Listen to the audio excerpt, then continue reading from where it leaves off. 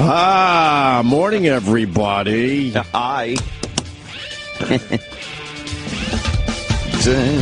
It's Friday. It certainly is. We're live. I call it Frigid Friday. Cold enough for you? Put that gun away. Yeah. I had a scheduled day off yesterday. Ant did not. No. But for some reason, I had to hear about it. I had a sick day. What happened? I wasn't feeling Why good. is Sam looking like that? What? I went, ooh, come on. Ooh. Well, I had a scheduled day off. I had some big business to attend to yesterday. Yeah. And I'm getting phone calls because he's not here. Big business. I'm like, I don't know what to tell you. Call him. Call me. The fuck? What's that? I was scheduled not to be here. What's up, Mars? I have sick days. I read my contract. Yeah, you get to be sick. I'm allowed. It's amazing. Panicking on Twitter. Huh? The show's suspended? What could, and then you got to think back. What did we do the day before that people would think we're suspended? What? Suspended. Why are they surprised by now? He takes last minute sick days all the time. Yeah. What's the shit? Why are they surprised? I don't know. We'd be back. We're always back. Yeah, I guess for now. What? We'll be back until we're not back, and then you can panic. Fuck, then I'll panic. Why? I need a job. Oh shit. You got a J-O-B. You're fucking. You're on it. Trying to get that paper. You're on it. You're fucking doing shows. Stop. Just stop with paper and all that. You're not that cool. Paper. God, Mars, he's not that cool, right? Thank you. He tries to act like he's this over-the-top, edgy hipster. You're trying too hard. All right, maybe you're right. You gotta hang with Brother Weeze for a little while. He'll fucking teach you the way to be, actually cool. Try to get that money, brother man. Paper. Paper. Sounded like me when I said cheddar back in the day. The cheddar days. Yo, we got any cheddar? Got any of that cheddar? Some cheddar, yo. This fucking winter. I'll say it. Yeah. What the fuck? Enough already. I fucking had it. I don't want these guys, because I lived in Buffalo for a while, when you just have out-of-control snow and weather, Yeah. I kind of like it. It brings me back to my Western New York roots. When you're putting up numbers? When I was putting up numbers. With that fucking mullet. With the mullet? But enough. Enough. What's going on? Yeah. It's fucking freeze. It's like 10 degrees, I guess. It's, yeah. Then they do the real feel. It's -6. -6 real feel. -6 with the wind chill. And now they're saying 6 to 10 inches of snow on Sunday. Sunday, more snow. Into Monday. Fucking ridiculous. This is amazing. Goddamn ridiculous. So, Is it a polar vortex? yeah, I think we're Is doing it? the polar vortex thing. Wow. So we're just still spinning through that thing. The polar vortex, another one. But they're saying this weather's going to be with us until middle of next week. Middle of next week. Are we even going to get a fucking, like, one of those inkling days where you're like, oh, it gives you a little we had that inkling of last week. spring? Yeah. Were you sleeping through that? And that was it. It was 60 degrees out. Do you remember? I had the windows open and everything. And you felt that nice breeze, right? It was nice, but you know what the thing is? There was fucking snow on the ground. Oh. Still. Well, it was supposed to melt most of the snow, but it did not. Yeah. So it's kind of like, it might be nicer, but it doesn't give you that nice spring feel. Sure. I want no more snow and 60. That'd be nice. We're getting there. Yeah. Today's the last day of February. Usually it's January and February you got to worry about. And then it's like smooth sailing. Well, March, in like a lion and out like a lamb. Well, some would say. So they say. I mean, we cruise right to the St. Patty's Day parade. Yes. In Huntington, in front of F.H. Riley's. Oh, right. And every year when I go there, you just feel spring is in the air. Ah, yeah. And then it's right around the corner. I do believe I was there last year. Were you? Yeah. Wasn't that the year Did I see you? Bobo showed up? I don't know. He shows up every know. other year. I don't fucking Yeah, know. you had the wee ones there. I was there. Yeah. You were there. Yeah. We were both there. Yes. No, I had my young son. Yeah, that's right. Yeah. And then we checked out the parade. The boring ass who Man, gives is a that fuck parade. Terrible parade. There's not a good parade out there. I don't know why we still do parades. It's archaic. The fucking one band after another, and then the Huntington St. Patrick's Day parade. I guess if you're a resident, you just walk the streets and you're part of the parade, and supposedly That's supposed to be special or something? Yeah. It's garbage. It's just people walking around with these St. Patty's hats, like the cardboard ones and stuff. Right. And they walk around waving, but it's like, who is that guy? He's just some guy. They're nobodies. They're absolutely nobodies. A lot of car dealership cars drive by with the car dealership name on the side and someone waving in the convertible top. Yeah. Who cares? And then you get some fire trucks that have to blast their sirens 5 feet from your old man ears because you've been doing fucking radio since you were 18. Oh, my God, does that fucking hurt. It is a horrible parade. Parades stink.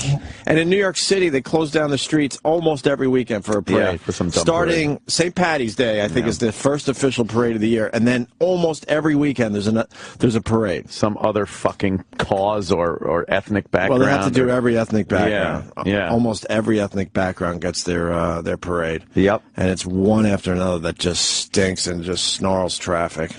And a parade, I mean, floats are terrible, too, but at least a float, you could be like, oh, wow, that was kind of creative. Or something. There's no floats in the St. Patty's Day parade, so it's just people walking. There's no floats because, a few guys ruined it for everybody else with their... Oh, yeah, some of the comedy, their interpretation of comedy. Oh, boy. So there's no floats for anyone. They thought, what was it? The Black to the Future one got some people in trouble. Black to the Future was probably the most famous was a big one. float in our area. Someone thought that was a good idea. Who thought that was a good idea? We support free speech. Sure. And the PCBS. But we also have to use our brains, people. You got to know that's going to make some trouble. You know that's going to make some noise. You got to pick your battles, and that ain't one you want to be in. No. Who's in trouble today? Who's in trouble today? It is a daily occurrence. I was on CNN because I woke up at 4:15, even though I could sleep till 5:15 nowadays. Damn. And I went on CNN, and I saw, it was a headline, someone's in trouble. Was what blah, blah said racist? And I just went, you know what? I'm not clicking on these anymore. Who cares? Because there's one every day. It's every fucking day someone's in Dutch. But now I guess I want to know who it was, just because I sort of saw the headline. Was it, what's her name, that cook woman? Paula Dane. Paula Dane. Paula Dane, I'm just like that gay football player. The gay football player. Oh, she's a jerk. Yeah. I hate Paula Dane. She was chastised. And not because she might have, well, I guess she did say the word. The word. What, 80 years ago or something? Yeah. But I just hate her. Sometimes you can just look at someone and you know you hate them. Paula Deen is one of those people. Paula Deen. She's got it in her face. Yeah. She's got a hateable face. Absolutely. Hateable face. How's the cursing? I'm trying to curse less. Is it good? So far, so good? It's going to take a few days. I'm attempting to curse less. Yeah. But I think I've already had 4 or 5 bombs. Going to give it a whirl. As I sit here going, you're going to curse less. I had noticed I've done at least 4 or 5 already. You know what it is? In regular conversation, you just throw an F in there as you're thinking about the next thing you're trying to say. Right. Yeah. I'll tell you why, because filler. I hang around with a lot of kids and normal parents and stuff, and I see it on their face. Yeah. Their eyes get really big, and I'm like, what? Oh, are they horrified? The F word. The F word. Oh. There's a whole bunch of kids here. They just don't realize. Yeah. But I don't care if my kid curses. He'll hear it at some point. I don't care if he curses. I don't. Yeah. I care about other crap, but not that. So what did Paula Dane say?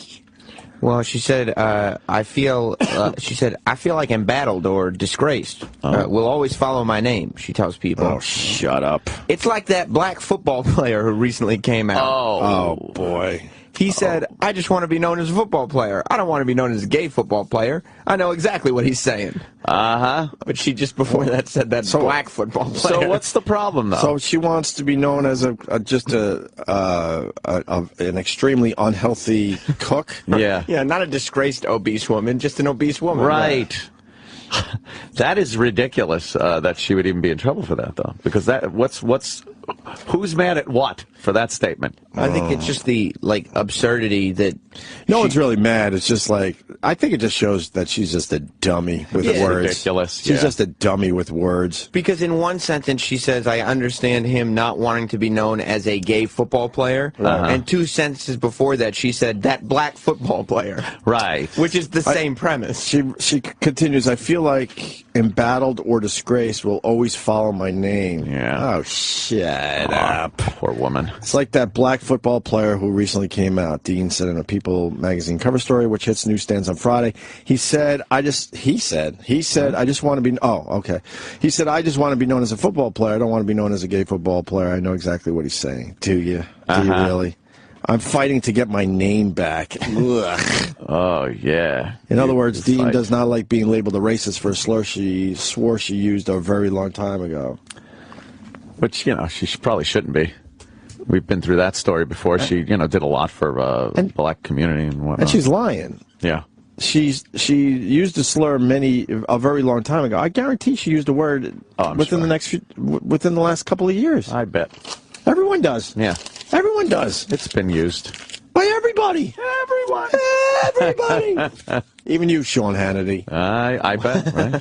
He said no. I haven't forgotten. He said no. He says he's never thought the word or said the word. Never even thought it. You're just another liar. Never even thought it. I guess it would be bad for business if he admitted that, but the fact is he absolutely has either used the word or has thought it. Yeah. Because we even called him out. We go, not even thought the word? Nope. So even when we said, you've never thought the word, he was thinking the word. He never, no, it never entered his head. No, but if we're bringing it up, then at that point it pops in your head. Have to pop in your head. My mom used to talk about that shit with the, another curse. See? Oh. With the Catholic school. Yeah. She said, it was a sin to think about sex. Right. And the nuns would tell you that. If you think about sex, you're going to hell. But then... And my mom said, as a young person, as soon as they said that, the first thing you're thinking about is sex. And then all of a sudden you got that Catholic guilt all of a sudden. You're not supposed to be thinking about it, but then they reminded you of it. Of course, that's the first thing that pops in your head then when the nun is saying that. The bitches. It's the bitches that'll get you. You think Paula Dean's going to cry on the Today Show again? I didn't mean to call him a black football player. A black football player. I just hate her. Well, she's a big dope. She's extremely hateable because she's just full of lies. And she's butter. Just full of lies and butter. Full of lies and butter. Buttery lies. I would bet strongly she doesn't NutriBullet every morning. Oh. No, of course not. Bright green today. I'm not acknowledging my NutriBullet until I get a little envelope filled with some Jesus. It's like you're cursing. Some tender. You just mentioned the brand twice in one sentence. I'm just letting them know I'm still out here, but crazy. I'm still out here. But not like I give them a little to. taste, but oh god, you know how many I would sell today if I just told them what was in this thing? I really want to know too. Because it's very bright green. Yeah. Oh, you should see. Vivid. You should see what the duties look like this morning. Oh god. Nuclear. Are they green? Oh boy, I think I don't think I need any more greens in my diet. Is that really? Yeah. If your poo comes out green, I think you're doing pretty good. Oh god. I think you're doing all right. Everybody's still curious about the boost, I got 2 boosts in here. I see some oatmeal. I'm not saying. I see it, though. Maybe I went with another boost. I see it in there. You won't confirm that? Maybe it's a chia. Maybe it's some chia. Is that what it's? Yeah, chia seeds, superfoods. Chia seeds are superfoods. Know why? Why? Because they expand. What, that makes it a superfood? Well, you shove that. I was ready to say the S word there. Oh. Good. You shove it down, and then it expands, and it makes you feel fuller. Oh, and you don't eat as much of the crapola. Can't you? Why are you trying to curse less? Is it self-improvement? I'm trying to, bring the show to the next level. Okay. I have a feeling that people don't play our clips out there because they can't. We say some very clever and intelligent things, but when every other word is the F word or the S word, it makes it very tough to be, To enjoy a good F-bomb, but it's the content, too. I was thinking about that, like the Ted Lange interview. Oh, the quote that I would get out to the media is that he referenced doing the finger-pointing thing and fingering chicks. Right. Oh, that's true. But there's not that many news stories about sitcom stars fingering chicks. Well, not really. So TMZ could have ran with that one. You think so? Yeah, they could have easily. I got People don't really understand to this day, I think. Like, I was all in to beat the crap out of Ted Land. Man. Started. Yes. You said do it as soon as he came in. And I started right off the bat. Right. But this is how we've changed over the years. If the guy turns out to be cool, then we gotta then we gotta back off. Because you're gonna look like a fucking asshole if you just start beating him up. The old days, we would still be all in. Yeah. And I'm fine with that because that was the past and that's what we used to do. Like, but if the guy's gonna be cool and then it turns out we had a lot of fun with the guy, then so be it. Yeah. So in the old days, you wouldn't allow a recovery. Like, you'd get in your head, we're going to beat this guy up, and no matter what he did, he was getting a beating. Yeah. Oh, yeah. Oh, yeah, even if they didn't deserve it. Right. Yeah. But it made for great radio, so who cares? Exactly. This stupid thing. Thank you, Tom. I read this morning, too. Tom in Cleveland. Hey, what's going on, guys? Is it cold up there, Tom? Yeah, it's sub-zero, so anyway, I don't get it. I don't. Is this part of the global warming thing? Climate change, they call it now, because the global warming thing didn't work out because it gets cold. That tricked everybody, right? Yeah, it tricked everyone. But climate change. So now it's climate change. I believe in climate change. Do you? Absolutely. I believe in it too. That over time, climates change. but not within our lifetime. Yeah, maybe. I think if you a bunch of generations, okay, but not within our lifetime. There's been horrendous fucking weather change. Oh, there, I used it too. There's been horrendous weather changes. But when I was growing up on Long Island, every winter we could go ice skating. Yeah. And until this winter, we couldn't go ice skating anymore. Yeah. So what's that about? I don't know. I think it didn't get cold cyclical enough. But within our lifetime, I don't know. I think it takes more than that for the cycle to turn around. Yeah. Well, I don't mean a major cycle change like the Ice Age or something. But I'm talking there is a cyclical thing where it'll get warmer over a few years, and then it'll start getting cold again, and then warmer. Why are the icebergs melting all of a sudden? Are they? Mm-hmm. What happened to the icebergs? The polar bears are trapped. They don't Poor little guys. They don't know what to do. They're in the middle of the water. They're stuck. They're stuck on like little ice things. I mean, you got floating around. You got to assume people pumping, all kinds of shit in the air. It probably does something. I think so. I would think it does something. I just don't know how detrimental it is to the world. All you have to do is drive around Manhattan after a nice snowstorm a couple days later, and you see how everything turns completely black. Yeah. That's happening all the time, but you only notice it after... When it snows. When it snows and a few days after the snow. Yeah, that's true. But on a beautiful summer day, that same stuff is turning everything around it kind of black. Yeah, yeah. That can't be good. Can't be. City after city after city after city. Town after town. Yeah. After cities, it's everywhere. You know what, though? When you get one volcano that erupts, it pumps more garbage into the air than people do over the course of years. So I think these natural occurrences of pollution, whatever you want to call it, does a lot more damage than people do. You get that from your boy, Bill O'Reilly? That's my boy. So what do you got, Tom? All right, so Opie, I heard you on CNN.com early this morning, and I was wondering if you caught that story about there's a school in California that's going to ban students from wearing American flag shirts on Cinco de Mayo. You know what? What's going on with that? I'm going to still use the word pussy. I don't want to say fuck as much, but I got to say pussy. You got to. We're a nation of pussies, period. Yeah. Yeah, they're trying to say it's for the safety of the students. I mean, they always ban freedom now. Like, what is that? I remember going to school. I can't think of anything that actually bothered me. Right. Except for maybe, kids that were just jerks. Uh-huh. But all this stuff, and with my kid in school now, I don't care what flag he sees. I don't care. Yeah, who cares? I'll explain everything to him when we're in the car driving to Philly or whatever. When we have those long car rides, we'll talk about stuff. I don't care.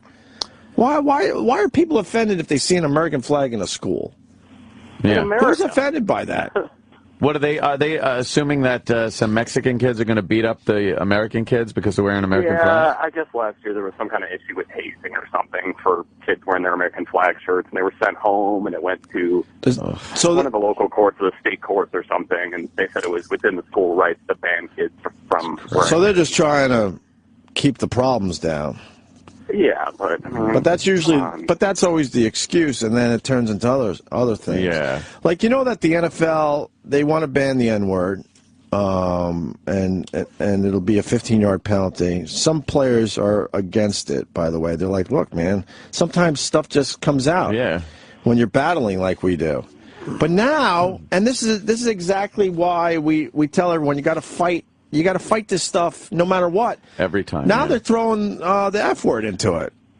Which is the gay F word, not the one we're trying to use less here on the show. We should, Yes. They want to ban faggot now. Yeah. So then they'll get those two words banned, and then they'll continue moving on. Because every group will go, well, what about our hurtful word? Our hurtful word. Like we have a hurtful word too, you know. The R word. Right. I'm sure they're like, well, you play retarded. Right. And then all of a sudden, you get a penalty. But then another group, what about our hurtful word? We have a hurtful word, too. Yeah.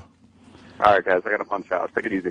Wow, we were riffing with you. What happened? What's wrong with you, Tom? We're going to work we or were something? riffing. Yeah, I got to clock in. You were like Jim Norton for a minute there. Yeah. And you're going to bail on that? Third mic. It's and a big then, spot for you. And then you cheese out on us. All right. That's why you got to fight all this. That's why I'm in disagreement with Jimmy and the Redskins thing. Yeah. I mean, we've both talked about our sides on the thing, but in the end, I think you just got to fight it. You do. Because they're just going to continue. They're going to just continue. They'll keep pounding you on this thing. There's a couple of instances in the news today also about that. I guess political correctness. And Katy Perry took something out of her video. Oh, because it was a Muslim thing? Muslim thing. Some guy's wearing a Muslim symbol and then gets hit by lightning in the video. Well, why did she do that? Oh, they cut that out. Oh! But why did she do that? Because she hates Muslims. Oh, okay. I think Katy Perry hates Muslims. Look how little it is, too. It's like nothing. This little thing here. Right. But why was the Muslim getting hit by lightning? I don't know. Doesn't even look like lightning. It looks like a force thing. Looks like Darth Vader's getting him with some of that force lightning stuff. I don't understand the background of I don't know what the video is. It's just like, I think because he's just wearing a bunch of gold chains and shit. One of them happens to be an Allah pendant. Okay. Yeah. And they just took that one tiny little pendant out. All right. But why does that guy have to be hit by lightning? I don't know. I guess it's part of the story. Yeah. So that's offending Muslims? It's very offensive for Muslims. Everyone is offended. It's like Egyptian. It's just part of the look. Egyptian. How's her boobs look? Is this her? Yeah, how does she look? Who cares about everything else? How does her boobs look in this video? Gotta say. Very round. Let's rage. Oh. Oh, I see what's going on here. She's walking like an Egyptian. See, that's why we're still doing this together.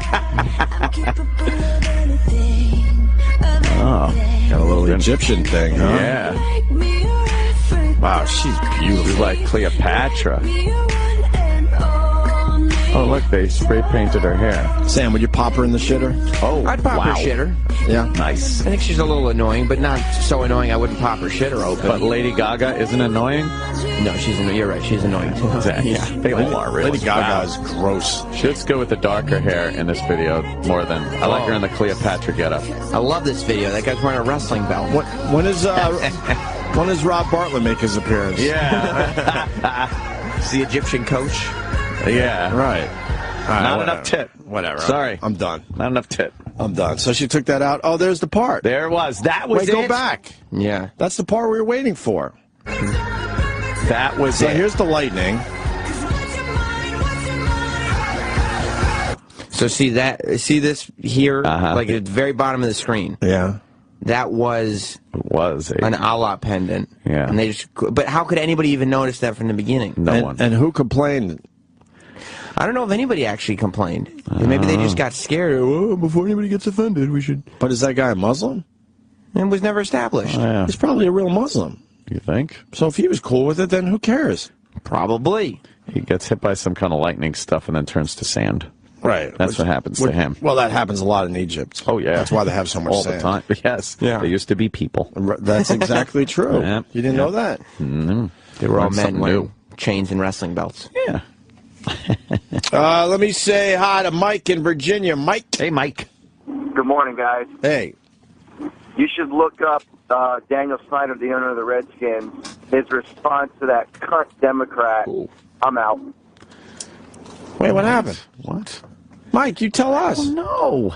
He calls up and then makes us have to do research? What? What happened? You're supposed to tell us. Callers are half-assed today. Players Union talking to NFL about ban on infamous gay slur alongside N-word. Yeah, that is F-word, yes. They don't want that.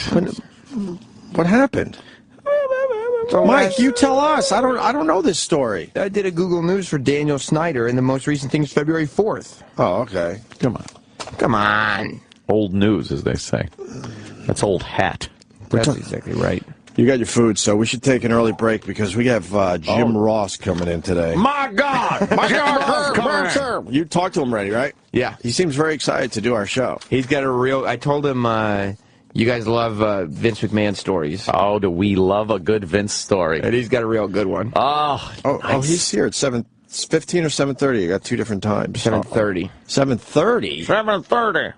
Oh, well, he does have his food anyway, so we can still eat. All right, so we got Jim Ross coming in about a half hour. And he's got a good Vince story? Yeah, he told me on Wednesday. I think you'll enjoy it. What is he promoting? He's got a podcast. He's got a live show in New York. Who doesn't have a podcast? Everyone's got one now. The wrestlers are all jumping on board. They all think they could do this. Yeah. It's easy. They're all jumping on board like the comedians did. Yeah. Like all the old wrestlers have pods. Stone Cold and Jericho and Jim Ross and... I've heard from a bunch of these people in the last year. Like, oh, man, they respect us a lot more. Let's just put it that way. And they're only doing like an hour a week. I'm like, you're only doing an hour. Yeah. We can do that in our sleep. We already did our podcast for this week. Podcast done. Podcast done. Like, man, I don't realize how hard it is. I'm like, hard? We do 4 hours a day. You do 1 hour a week. Plus, they're talking to different people all the time. It seems so easy. Right. And they're all just following the same dumb formula, just interviewing a comic. Yeah. Yeah. Interviewing a comic. That idea was done already. So if you're doing a podcast, do something different. Yep. It's been perfected. But I hear from them. They're like, oh, man, new respect. I'm like, thank you. Respect. Not as easy as you thought, huh? No. That's right. So he has a podcast. He's got a podcast. So what the hell does he do with his podcast? He talks wrestling, you know. He's Stone Cold was his first guest. Stone Cold. I would listen to a Stone Cold and Jim Ross Stone podcast. Cold. Is he coming back to the WWE? No, he's coming back and doing stuff for like the network a little bit here and there, but he's not. They're done with him? Yeah. When Vince is done with you, he's done with you too. Damn. Although Hulk, he came back. Hulk's back. Jim Ross has a lot of good stories, though, because he was also head of the talent, so he had to deal with everyone. He probably backstage. has a lot of great stories about the So he people. hired a lot of these guys, huh? Yeah, from like Mick Foley to like 10 years after that. Wow. Okay. I'm looking forward to talking to him. I hear he's a great guy. So. Oh, yeah. All right, so we'll be back with some other stuff, and then Jim Ross. Stay there. Hey, this is Dr. Steve from Weird Medicine with another Dr. Steve Medical Minute. Hello, Dr. Steve. This is Bob from Pennsylvania, and I take sleeping pills. Some friends of mine have told me that they're going to kill me, and I want to know if this is bunk or if there's something to it. If I need to stop taking these things, please let me know. Although there are studies showing that alcohol increases the risk of death in people who are taking sleeping pills, so don't do that. I think what you're referring to is a recent article in the online version of the British Medical Journal that matched a group of people who take sleeping pills on a regular basis with a group of people who don't. And the conclusion they drew were pretty frightening. The group that took even just a few sleeping pills a year had a 4-fold increase in death. The groups that took more sleeping pills a year had an even higher death rate. Now, the problem with this study is that no single cause of death was identified. In addition, doing a placebo study that might answer this question, and the study might increase participants' death 4-fold, would probably be unethical. If there's any good news in this, of the 35,000 people who were in the study, there were only 638 deaths that were attributed to the sleeping pill group, and approximately 240 in the group that weren't taking sleeping pills. So the absolute risk of death still remains low. Everyone who is taking sleeping pills on a regular basis should talk to their doctor about whether there are other options for them. Interestingly, the sleep aid melatonin and the prescription medication Rosarum were not included in this study because they're not quote-unquote hypnotic agents, and they might be a worthy replacement for insomniacs who get boned by this study. Be sure to check out Weird Medicine Saturdays at 10 p.m. Eastern, right here on the Opie and Anthony channel. Good. The Opie and Anthony Show is back on Sirius XM. Oh, nice.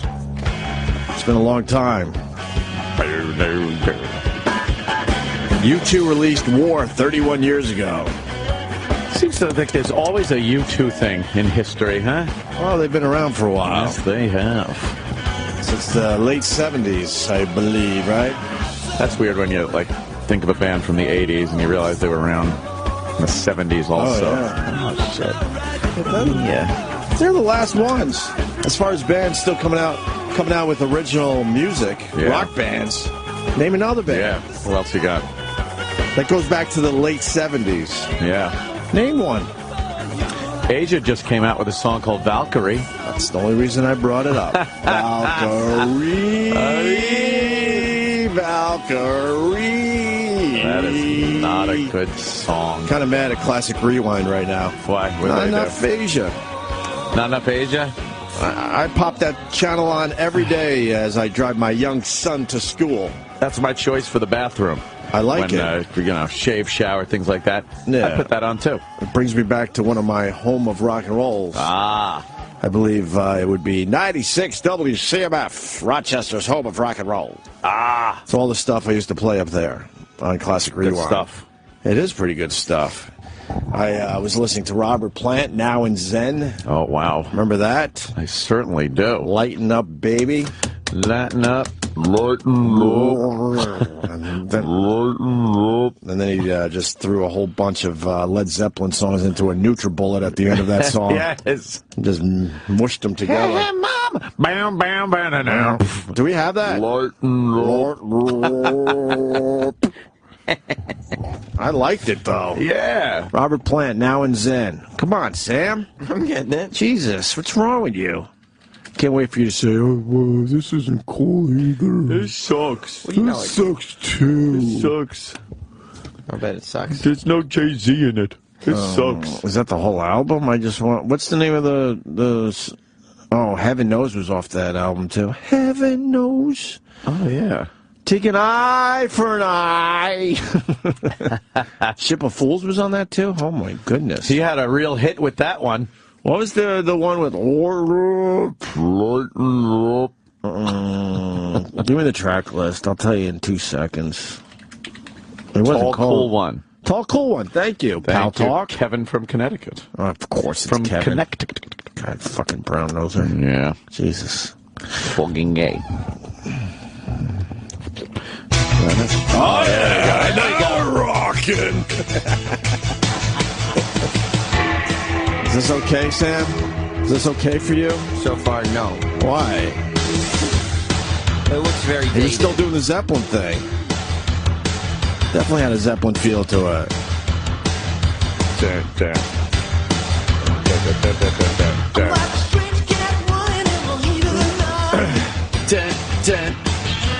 You can just go to the end.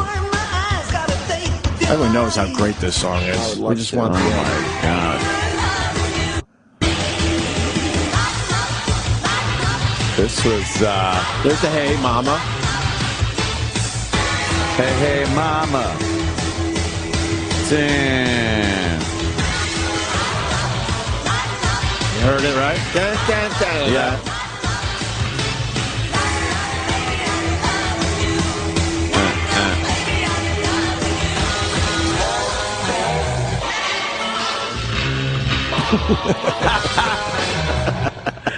There's your Led Zeppelin NutriBullet. It's and like, then, it's like, yeah, we get it. You were in Led Zeppelin. He was nervous. Bam, bam, bam, now. I don't think he had confidence in that song. No? No, I don't think so. And he goes, but if I throw a little bit of Zeppelin stuff in, then people go, hey, man, Robert Plant's doing some Zeppelin thing in his new song. You got to check it out. Got to check it out. All right. There's our music break for today. I hope you enjoyed. It always seems like the second break every day is a little music break for everybody. I don't know. Because we come back to music and then we start talking about it. Yeah. Well, Classic Rewind. Where's the Asia? I don't think they care. Dissing the first supergroup Asia like that. What's wrong with you? Fucking, huh? I don't think they care about the fucking Asia. Valkyrie. Jim Ross will be here in a few minutes. People want us to weigh Roland and E-Rock. They want a surprise weigh-in today. Wow. Should we do it? Yes, because Dr. Ian Smith is now done. Now they're on their own. You going to do it right now? Yes. All right, let me go get them. That is true. They had the big, big competition that, the big weight loss competition. Yeah. With Dr. Ian Smith. I don't think we'll ever hear from Dr. Ian Smith again. I think he's had it with us. I think he probably is thinking, why do I go on that show? To just be abused. Should I call him? Oh, man. What if he heard the last break about the blenders that we did the other day? What did I do? Well, you weren't really very... I'm not getting envelopes from him. That's true. It's all about the envelopes in this business. Saying that his blender was like the old lady blender, the mom's old blender on the counter. I'll ask him. I'll ask him if you could screw that, the blades off. Oh, I heard you got a NutriBullet, huh? Yes, I did. Roland was very excited to present me with a NutriBullet. Nice. Who was this guy? He's got a different look every time you see him. Now I thought you just shaved. Now you're growing it back? Yeah, I'm gonna probably grow it back. And you got like the your haircut or something. Yeah, really short. Real short, and you got the geek glasses on. Yes. You look like an ad man. Yes, an ad man. An ad man. Ah. E-Rock was not happy in the office. Why? When he heard about the surprise way, and he goes, "Oh, go fuck yourself." Oh, shit! I don't know, but I think it's a great idea. We're supporting him. I know. Maybe because this is what happens with diets.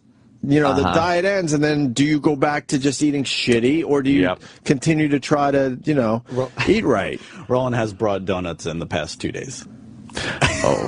These guys are just... Oh, donuts are not good. There's no way you can make a donut good for a diet. You can throw that in a NutriBullet. Ah. Did you go with the leafy greens in your NutriBullet? No, I didn't. It was a fruit smoothie. It was wonderful. Fruit smoothie? A little yogurt. Some fucking... Did you put vanilla ice cream in it while you're at it? Bananas. No vanilla ice cream, but... Every once in a while, I'll treat myself with my NutriBullet, and I'll make my own homemade fribble. Wow. Little vanilla ice cream, fresh strawberries, and you add a little whole milk to it. And a banana. And you got to put the banana in. It's delicious. That banana really makes things taste great. That's right. Why are you mad about the surprise weigh-in? We're still supporting it. Because we're still supporting it. Who gives a shit? The millions and millions of people. Do you understand this is your chance to tell everyone to go fuck themselves? You get on the scale and you're continuing to lose weight. That's a big FU to everybody that wants you to fail. But I had a celebratory dinner.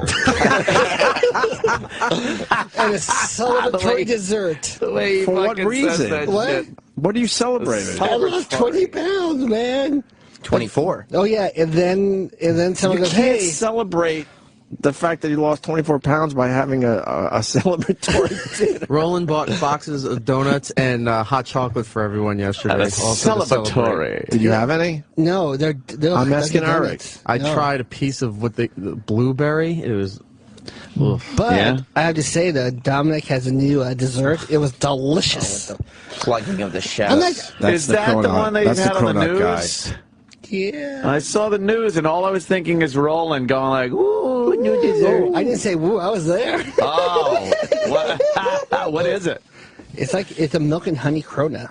Isn't your whole diet that you can eat whatever you want as long as it's not grains or sugar? Right. And isn't the cronut literally just grains and sugar? If you clean your ears, you ass. I said it was celebratory. Shit. That's my mistake. You forgot the celebratory. Yeah, it's like a Roland celebratory month. Let's do a quick one. You guys have been off the Dr. Ian Smith and the Vinny Testaverde diets for... I don't think he likes me anymore. Vinny? What? No, Dr. Ian. Oh, Dr. Ian? No, I don't think he likes you at all. You don't have to think at all. Yeah.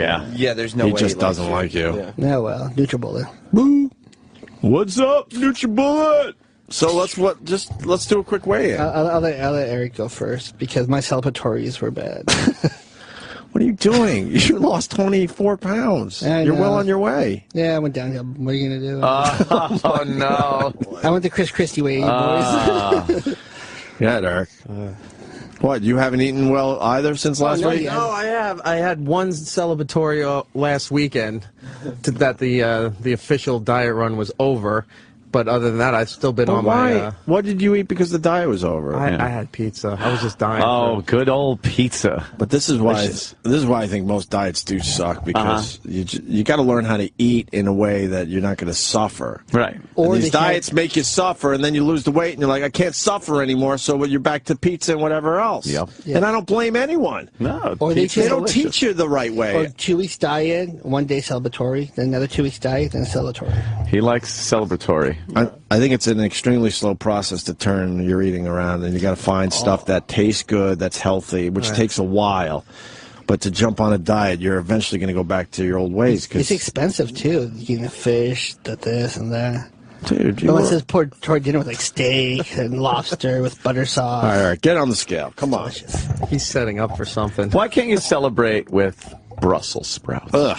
With bacon? I would pancetta, a little pancetta, butter. And then I had some Brussels sprouts with pancetta. You did? With bacon and cheddar? Yeah, but with pancetta, with some oil and onions. I hate Brussels sprouts. They're awful. Tastes like a little lettuce of bacon. It's delicious. Brussels. It's like bacon to everybody. Brussels sprouts. We're allowed to have bacon on it. Yeah, you're not a big fan of the Brussels sprouts? So try it with pancetta. No, man. Changes your mind. People have cooked them many different ways. I just can't get into it. Go ahead, Eric. Let's do this. Come on. Wait. Eric, unzip your sweatshirt. Why? Ooh. You didn't have a sweatshirt on? Oh, okay. What? Never mind. What? I just know what he's wearing. Oh. What? Oh. What? He has a surprise T-shirt on? For who? He's always got mystery. For Jim Ross? A little mystery? Uh-oh. What do we got? E-Rock just stepped on the scale. Oh, Sam's laughing. Sam is, of course, chuckling because that's Sam. I mean, why do you have a surprise T-shirt on? And, it's not a surprise. And is it going to be a big reveal later? No. Ooh, a big reveal. Then why is he zipping up? Because he's all about mystery and intrigue. He is about mystery and intrigue. Who's the surprise T-shirt for? It's for you guys. It's for me. If it's not my new favorite thing, and I know Anthony's going to criticize it, like he does with the Simpson shirts, with the Doctor Who shirts. No. So I have a new thing, and I'm just preventing that from happening right now. I know what it is anyway. So. Do you really? Yeah. What is it? It's Scott. A Todd. Oh, Jesus. He's got a Todd in the morning. PLJ. How'd you get a Todd in the morning shirt? You have to see the van. Oh, my God.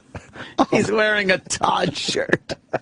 I got a hat. Oh. Why is he going with pink?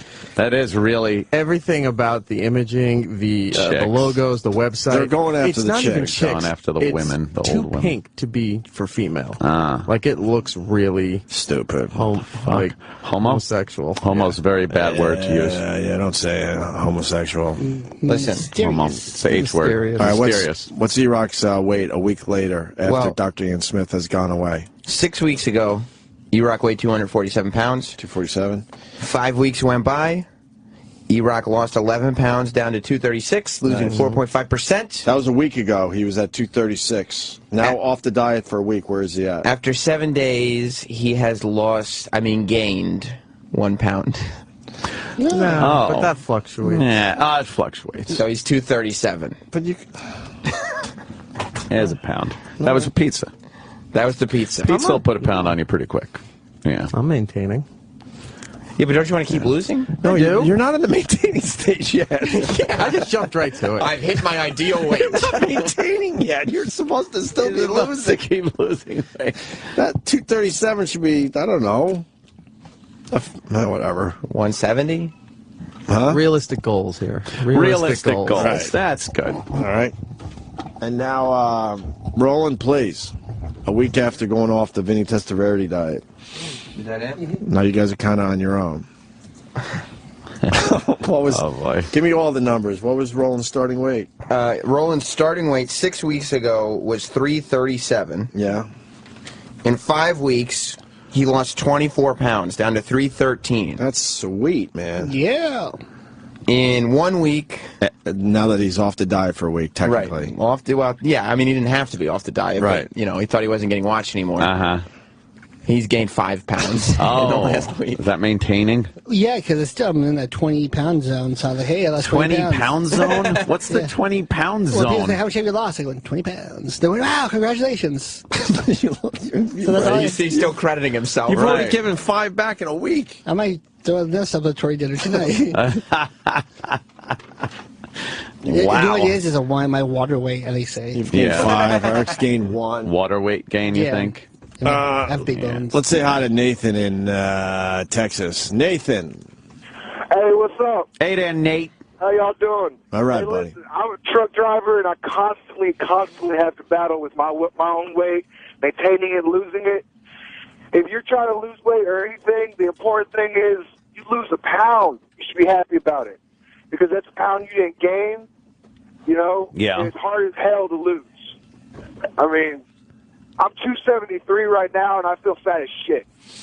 I think A-Rock could easily continue losing weight. All he had to do is show a little discipline. Yeah, I'm not complaining. Yeah, I mean, my main thing is I don't want him to be down just because everyone's ragging on him because he didn't lose enough weight. He lost some weight, and that's important. He lost 10 pounds in 6 weeks, and he's already starting to gain weight back.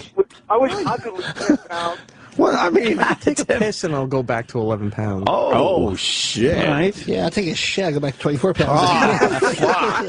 5 pound shit. Hey, I recently discovered y'all's show. I've never listened to it in my life.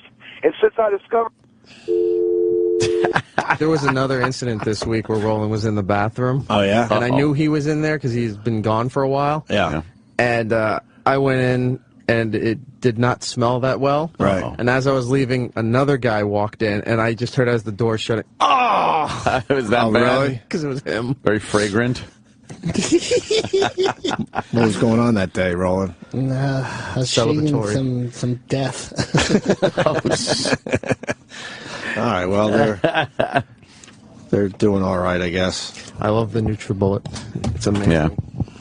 I don't like the surprise weigh-ins, so we should back off of those. Yeah, after the breakfast, he just doused in Chipotle hot sauce. And what did you have for breakfast, Roland? What did you have? I had my eggs, bacon, and cheese.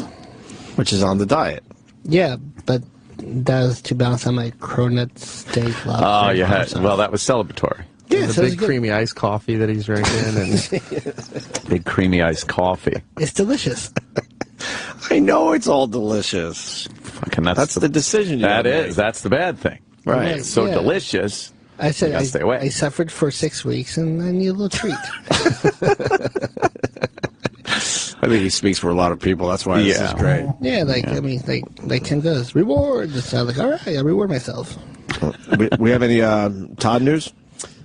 Not yet. I monitored yesterday and today. It's already showing signs that they're not liking the direction it's going. What? Uh-oh. Why? Because he was, when he started the first show, he's just a lot of introductions over and over so people knew who everyone was. Yeah. And then he was doing a lot longer talk breaks than he was doing on Scott and Todd. Right. Now there's a few more songs being played in the hour. Yeah. The talk breaks are a little bit shorter. Oh, tighten them up. Tighten them up. There's not as many phone scams. Oh, no. And yesterday and today. I hope we're programming his show for him. I think we are. That was rule. At this point, I think we're programming. Yesterday, the listeners are. Yeah. Yesterday and today, his key thing is they do a big, ID sounder thing at the start the show, and then it goes into one of his parody songs. Right. Well, there was none yesterday, and there's none today. Oh, good. Oh, but he has to have some kind of Friday bit. Be on the lookout for some dumb Friday bit. Benchmark Friday I bit. believe there's a phone scam going on right now. Oh, as we speak. And don't forget about Scott. Yes, it's already set and ready to go. Starts his solo 6 show a.m. Monday. I can't wait to hear what that sounds like. CBS FM if you want to play along. CBS FM! I tried and tried to do mystery guest today. I was trying to get Scott on the phone because he's doing a lot of promotion to promote this gig. No, huh? And I have yet to hear back from anybody from CBS. All right. Know what that means? Name doesn't carry any weight. All right. I don't have Scott's personal info. I'm sure if he didn't got to acknowledge him- us. I lobbed it up He didn't there. acknowledge that you called. I don't think it's Scott. I think it's CBS FM not telling Scott. Because well, I think Scott would come on. We're gonna make it hurt even more Monday now. I mean, Scott did He should have Howard's at least thing, so acknowledged. he would come on with us. You think he's going to... Scott did what? Scott did a news piece for Howard's he news did? team a while ago, so I'm sure he would come on and talk to us. You think he's going to say anything about the Todd situation, or you think he's going to be like, if he had keep balls, it above? he would. Yeah, I would give him a lot of respect if he just unloaded and because told he got what it was. He got kicked out. Yeah, he got kicked out. Yeah, absolutely. By the guy that is younger, but not really. Hired all younger but on the people. other side of middle age. Right, please. So, all right, we got Jim Ross outside. Yeah. Thanks, guys, for the surprise weigh-in. Jim with his cowboy hat on and stuff. So, now E-Rock has lost 10 pounds. Maintained. I love that he's maintaining. And Rollins down to only losing 19 pounds from a high of losing 24 pounds. Yeah, he tacked on another 5 He pounds. tacked on 5, and Eric tacked on 1 when they should still be trying to lose weight. There's Jim Ross. All right. It's about time you made it. How you doing, Jim? On our show, I'm saying. Take a seat, sir. It's a little chilly out there, fellas. It's terrible. It's freezing. We've had it with this winter, Jim. Where are you originally from? What do you think? Oklahoma. Yeah, All look, right. he's got the Oklahoma look. Oh, yeah. Yeah, Oklahoma. And Oklahoma. I live in Norman, Oklahoma, which is Oh, you're still in Oklahoma? yeah. I lived when I was there. We're actually on the air, by the way. We are. Yeah, we just this is how fly we right do. in and Golly, I'm glad I wasn't cursing. No, you're allowed to curse over here. Yeah. If we don't care about bad language on this show. I grew up in actually born in California, Mendocino County, which is famous for growing great marijuana. Oh, wow, really? Yeah, I saw that on TV. It must be true, Oh, okay. right? Well, And then I grew up in Oklahoma. I was conceived on Route 66. My mom and dad eloped in a little town eastern Oklahoma. Yeah. They took a truck and me in sperm form. And I was conceived somewhere on Route 66. Wow.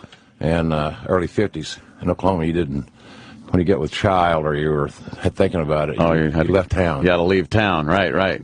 Wow. On the famous Route 66. I don't get that leaving town, because then where you go? To another town where they don't want you. But they don't know the backstory. They don't know the backstory. Oh, Yeah. that's how it works out. Oh, Gotcha, yeah. Jim Ross. Secret. That makes Yep, sense. that's I'm a a secret. Californian by birth. Yeah. A lot of people don't even know that. Yeah, it doesn't seem like... But how long were you in California? I think about, I went to 4th grade there. Oh, okay. And bolted. Said see ya. Yeah, Dad was a logger. Really? Yep. So it was a good growing up, and then I got in the wrestling business, kind of backdoored out of college. Our fraternity had a little issue with grade points, and so we had to do some things to, as they said, the dean of men said, you must rehabilitate your image. I've been doing that now. I'm 62. I've been doing it for like 40 damn years. So How's that working out? How's that working out for you? Then we had a fundraiser, pro wrestling event as a fundraiser in our college field house, and it was kind of successful. And actually, back in the day, the promoters never used radio. They only used their 1-hour syndicated TV show because their brilliant theory was if you weren't watching, you're not going to come anyway. Yeah. So if you missed that 1-hour television, you're SOL. That was it. That's it. So I used, because we are a nonprofit group, I used radio for our fraternity. And I cut the spots, wrote the copy. Then I went to all the newspapers and said, look, we're a nonprofit. We're going to help some children's charities, which we did. And they wouldn't do stories that help sports departments, but they did pictures and captioned them. I actually captioned them, and so I sent them a new picture every week. We sold out the little auditorium, and the wrestling people thought I was, this is a sharp kid. So they said, well, when you get out of college, kid, give us a call. So I'm thinking, I got a big job waiting on me, and it was $150 a week. Oof. All in. Righteous. All in. I was an independent contractor, so I had no insurance. I paid all my transportation. So the 150, and wife number one was with me at that time. Oh, how many? How many? How many total? Yeah. 3. Oh, man. Yeah, and the good thing is that I didn't have any money when that one fell. I had a little bit of money on the second one. Oh, no. But then the third one has been married to me since 1993. All right. So you figured it out. Finally, I've matured enough to maintain a relationship for over a few years. Was it you think it was your fault that the other ones didn't oh, hell yeah. make it? Oh, yeah? Yeah. Were you, did you have a wandering eye? Is that what Everything it was? wandered. Everything wandered? Everything. Well, you're on the road, and you're in the same towns on the same night every week. Oh. And you just kind of did monkey see, monkey do, because the guys were having a lot of fun. Uh-huh. Right? And they had the wrestling groupies are called arena rats. Oh, we know.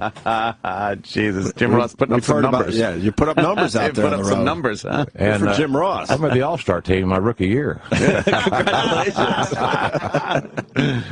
Damn, wow. Yeah, I would assume if you're in the same towns, you kind of almost build up relationships with some unfortunately so. Some of these girls. Unfortunately so. Happens to a lot of these athletes. They go, city to city every year, and it's the same broads in the city. Yeah. We remember. Oh, yeah. I love telling the story, but when we were in Boston, there was a very famous Boston Celtic, and he did a phone company wrong, I guess. So the guy decided to get him back, he would give us his voicemail code. So we were playing his voicemail on our show. Oh, wow. And it was just one woman after another. Yeah. And what happened? Yep. What happened? Oh, volume? And there you go. It was just There it is. one woman after another, and good. they just couldn't wait for this particular person come to town. Come to town, and was already setting it up in advance. And when I see the schedule, you'll be in Atlanta. Can't wait. So when did the big times come a calling? I think Bill Watts owned a territory. They had wrestling territories, you know, and that was such a big thing in our business, is having these territories, because you would learn your skill off Broadway, shall we say, right. Whether it be an Oklahoma territory or the Georgia, Florida championship wrestling from Florida was big. The Mid-Atlantic area in the Carolinas, the biggest territory where the big money was that all the guys wanted to go to was the New York territory, right? Because you had the Garden, right, and you had Boston, and you had Philly, and Washington D.C., and the whole Northeast, the populations, and all the melting pot of all the ethnicities. Right. So it was very easy to cast your roster. Okay, Right, I got to have a good Puerto Rican hero. I got to have an Italian hero. So you went around and found cherry picked out of the territories, right? Because you could bring them in here and cast them in your shows, and they were going to make a lot more money than they were going to make in Charlotte, for example. Even though that wasn't bad, right? So I think probably my break came when I negotiated the sale of Bill Watts' company to Jim Crockett Promotions, because Crockett really wanted to compete with McMahon. McMahon was going national. And he was the New York market, more or less? Yeah. McMahon, or the East Coast, I guess. Yeah, and he started, what he did is that, the old rule was that, these promoters kind of had a fiefdom. It was kind of like a nonviolent mafia. We had a territory, so you don't play our territory, and everything would be cool.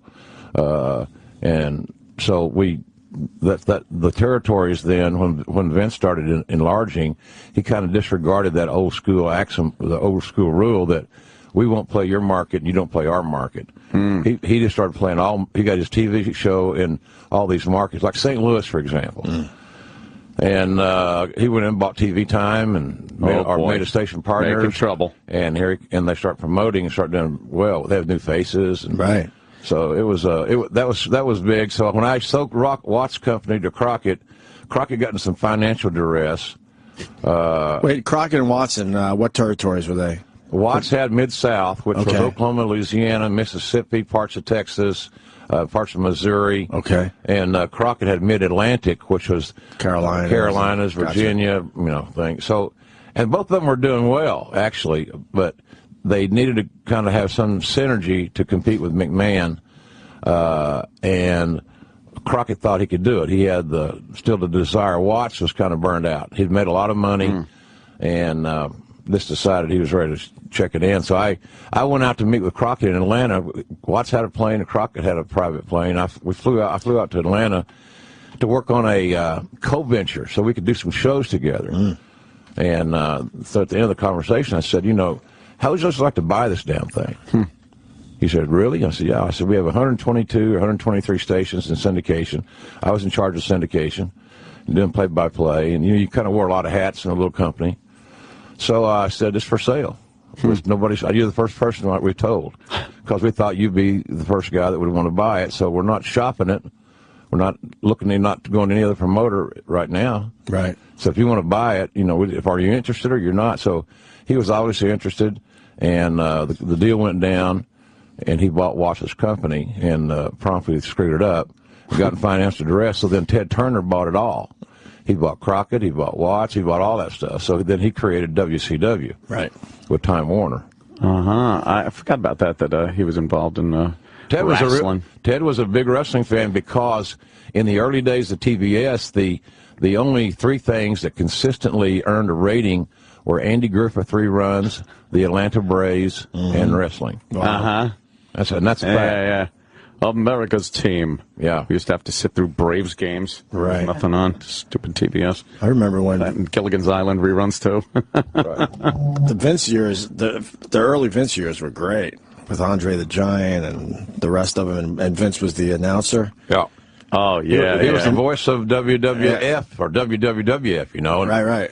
But the deal was, what killed, and it's really had a ripple effect on wrestling all the way around, and that whole business model was all these territories, by and large, were pretty successful. They had been in business for a long, long time. They had their cluster of cities that they ran basically on a weekly basis, and they did well. They produced their own TV show. It only aired in that region, right? And that was before the cable overlay had played a part in it. Everything was local. Yeah, right. And then when cable got wrestling and cable started, the proliferation of cable, golly, it changed the game. It changed the game big time. So I think McMahon had the idea that I'll get a cable overlay, and he did. And we're going to run the world. National, international, really. So now they're in 140 or 50 countries. Amazing. 30, 40 languages. It's really amazing.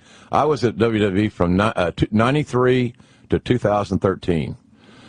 A little over 20 years, and seeing the growth of that company. Hey, working for Vince McMahon for 20-plus years is a pretty damn good accomplishment. I think so. We've heard the stories over the years. Whatever happened to his son Shane? He just didn't want to deal with the business anymore. I think he had. I think he wanted to build his own empire, and he's always, and proudly so, going to be the son of the guy that built the business. You know? And so Shane is doing a really unique deal. He lives here in the city. He is building a thing where he has the on-demand TV rights for the country of China. Oh my God! So if you in the, how did he figure that out? Right, he's a sharp kid. Does he know Chinese? He's got hired hands that do. Sure, but he's an entrepreneur like his dad. He's got a little vision, and he's got a set of grapefruits that are going to give it a shot. So they have a thing where if you have cable or satellite TV in China, and you want to watch a movie or a particular program that's available on demand, you go through his company. Wow! So he's building a potentially, one would think, a hell of a business. Right. Does he get along with Vince? I think they get along better now that they're probably not working together every day. It's hard to get along with him when you work with him every day. He's Vince. Yeah. Vince is. He gets. I just thought of Vince. I said he's hard to get along with, and we were talking about two guys. So if I was on the headset right now, he'd say, "God damn it, don't use pronouns. I need names." He used to be on the headset. You'd hear him in your ear as you're trying to do a producer, a broadcast. Mick Foley told us, Mick was always told in us his ears. some fun stuff. Oh yeah, he was brutal. He was. It makes it hard to do your job, I would think. It is challenging because you're hearing your partner, you're hearing you, in your cans. Yeah. The ambient noise of the audience. You're trying to pay attention to your monitor, and you got the most powerful man in the world who signs your checks and could control your career at a snap of a finger with it, sounds like you just gargle with Drano in one ear. Yeah. What were some of the stuff he would say in your ear? Just little things like I just did. Use a pronoun, you should use a proper name. If you went into business for yourself, as he would call it, and you were, making I always thought that there were two kinds of wrestlers. They were heroes and villains. Right. And, he's kind of redefined that to where that fine line between good and evil is smaller and smaller every year. And maybe he's right, but I still think that people look at wrestling as easy to watch, kind of mindless. Right. It's not like you have to listen to Meet the Press. Right. Yeah. And see which liar politician talks first. Yeah. Right. Yeah. I just flew with it and one time he was telling me something. He said, say it, goddamn it, say it. And I didn't say it, and then we go to break. Then he's back and he said, JR, yes, sir? Did you hear me tell you to say where it was? Yes, I did.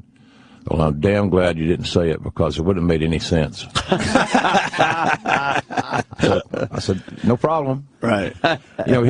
He's got so much going on back there in his area that he might miss how you set something up and not know that you set something up.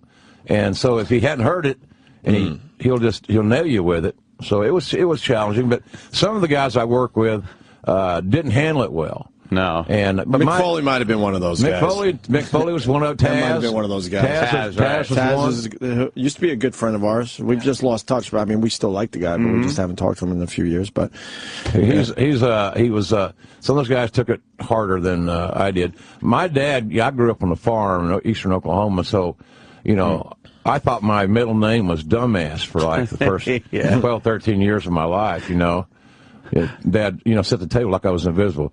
He'd tell my mother, that dumbass son of yours, you never guess what he did today. Whatever. So you're kind of used to it. But you're a great announcer, and it amazes me that you had to deal with that crap. It amazes me. Because I could see maybe some of the other guys coming up and they're a little green, but, I don't think he needed to tell you anything. You were amazing for him. Oh, thank you. I believe this, in the end of the day, like you guys have been together for a long time. You've had great success. The issue is that there's something working. Something works. Right. And I don't know if you can touch it, smell it, feel it, whatever. There's a feel. There's a esprit de corps. It works. There's chemistry. Yep. And I always thought that Lawler and I had chemistry, and that we both have been in the business pretty much all of our adult lives. It isn't like you're trying to explain cricket to somebody. Yeah. It's pro wrestling. Right. So, come on. I love it. Right. But I'm not trying to urinate on it, but the issue is that it's not that hard to understand. That's what it is, right? You guys are absolutely great. Let's don't try to overcomplicate this thing. Yeah. So that was the whole story, and how Vince was, but he's demanding, and he's constantly looking for new ways to present an old product. I don't think that's bad conceptually, bad marketing whatsoever, but some things just don't need to be altered. Right. That's like the NFL saying, we're going to change the shape of the football. Why? Well, we've had the same ball now for, you know what I mean? It's like, do we really need to change the oblong shape of the pigskin? Yeah. Maybe, well, probably not. But maybe we won't try that. But that's kind of the deal is, I think Turner was that way in a lot of respects. These visionary guys that hit and become billionaires and quadrimillionaires or whatever, they have this vision. They're visionaries. So visionaries are bold and they like change. Is he ever satisfied? No. Vince seems like the type of guy that's never satisfied, and he's a billionaire. Yeah, when does it get to a point where you should just enjoy yourself and enjoy your life? His life, he does enjoy his life, and he enjoys working all the time. Right. I'll tell you, I really wanted to be like him in a lot of ways. The responsibilities I had there were multiple. People know me as a broadcaster, good old JR, Black Hat, there he is. But, man, I had a lot of office responsibilities, a lot of administrative responsibilities. Picked a lot of the talent. Yeah, I was in charge of the talent roster for many years, and we were down there bankrupt in the mid-'90s, and I knew that unless I wanted to shop a resume or, the one thing about it is that in the mainstream world, unfortunately, and this really kind of pisses me off over the years, is that in the mainstream world, we're painted with that pro wrestling brush where you can't have any other skill set. This guy couldn't broadcast anything else. He couldn't do radio. He couldn't call a football game. Couldn't be on a entertainment show because he's a wrestling guy. Yeah. And of course, we all know those wrestling guys when they get off work, they go back to Uranus and they sit there on that planet until their call time for the next one. Yeah. So he's a guy that is kind of a cross between McMahon is a guy that's a cross between, I would say, Jerry Jones and the late George Steinbrenner. He owns it, and it's his ball game. The great thing about when I came there that I was really looking forward to, and I did enjoy, was in WCW, there were so many cooks in the kitchen, and they had so many active performers on the decision-making committees, it was a cluster. Right. And the thing about Vince is that there was never a cluster in that respect because there is one clear-cut boss, one voice that makes the final decision. You kind of need that, yeah. What amazes me is that the WWF at the time, now it's the WWE, was bankrupt, almost bankrupt in the mid-'90s. That was... But the product was amazing in the mid-'90s, too. I don't know. We actually tapped out. We used to watch all the time. And we would laugh our asses off. I'm trying to think, from our Boston days, so 94, 95, all the way up to like 2000, that was an amazing period to watch wrestling. We had trouble making payroll in the mid-'90s because we had a lot of older talents that we were rehashing, repackaging, recycling, repurposing, whatever. I got the job as the head of talent relations, which is kind of like the player personnel guy of an NFL franchise. So your job is to go out and find new talents, find new prospects, get them trained, get them migrated into the system. And I had a lot of good luck hiring some good people. Mick Foley had tried to come to work there 2 or 3 times, and I'd known him in WCW, so I hired him. And the funny story about Mick was that Vince said, I'm going to let you hire Mick Foley, but I can tell you he's not going to work. Wow. And the other thing is that you need to know what it's like to have your heart broken by a talent that you really love and you believe in. He said, I've had it happen to me dozens of times where I would hire a guy, I liked him personally, and he let me down and broke my heart. So you're going to feel how that is, so you'll understand. With Mick Foley. Yeah, with Mick. Oh, that's hilarious. He said, I don't have any ideas for him. And I said, well, I have some ideas for him. Right. And at the time, The Undertaker was really starting to come into his own as a fan favorite. Well, if you look at it from a casting standpoint, you get this guy, this morbid music, and it eerie, and all the out-of-body experiences that we used to talk about on the air, and all these things, the lighting treatment. So you got a 7-foot hero. And so sometimes when a 7-foot hero is on the defensive, it's hard for the fans to have empathy for a guy that's 7 feet, 300 pounds. Just like, you're big. You're bigger than the guy that's beating your ass up. Why should I? What are you doing? Yeah, why should I feel sorry for you? And that's a big thing, is that the announcers have got to put the fan favorite in jeopardy, so that we can grab you, and they can. So when the guy makes his comeback, there's excitement, and Right. So I said we're running out of viable opponents for the Undertaker. So I thought Foley at 6'4" and 300 plus, cut a good promo, and took a great ass whipping, great bumps. He bounced like a 300-pound rubber ball. That he would be a great opponent for the Undertaker. And so we tried that, and that launched Foley. And Undertaker liked Foley. They'd worked together at WCW and other names, but they're still locker room guys. So that got Foley rolling, and a lot of guys we got lucky on. Austin was considered a good, solid 7-hole hitter if you're in baseball. He's not going to bat clean up. Right. He might be a good DH. Right. That type of thing. He's fundamentally sound, and I saw something else in Austin, and then Austin definitely had the heart to be something better. Mm-hmm. So he clicked. He was amazing. Then I hired The Rock, and I go down. Yeah, that's a hell of a hire. I go down to Florida to look at some other guys, some indie guys, and Rock's mother had called Pat Patterson, who family friend, when Patterson was wrestling in San Francisco with her father, who was Peter Maivia, Samoan wrestler. So he said, well, my son Dwayne is needing a job, and I think he wants to be getting back in the family business. He had been, he got his degree from University of Miami, the U, and had gotten cut from the Calgary Stampeders football team as a defensive end. CFL, right. Yep. And he had, so we met, and I watched him work out in the ring, and ran through some drills, and then I had a long talk, like all day.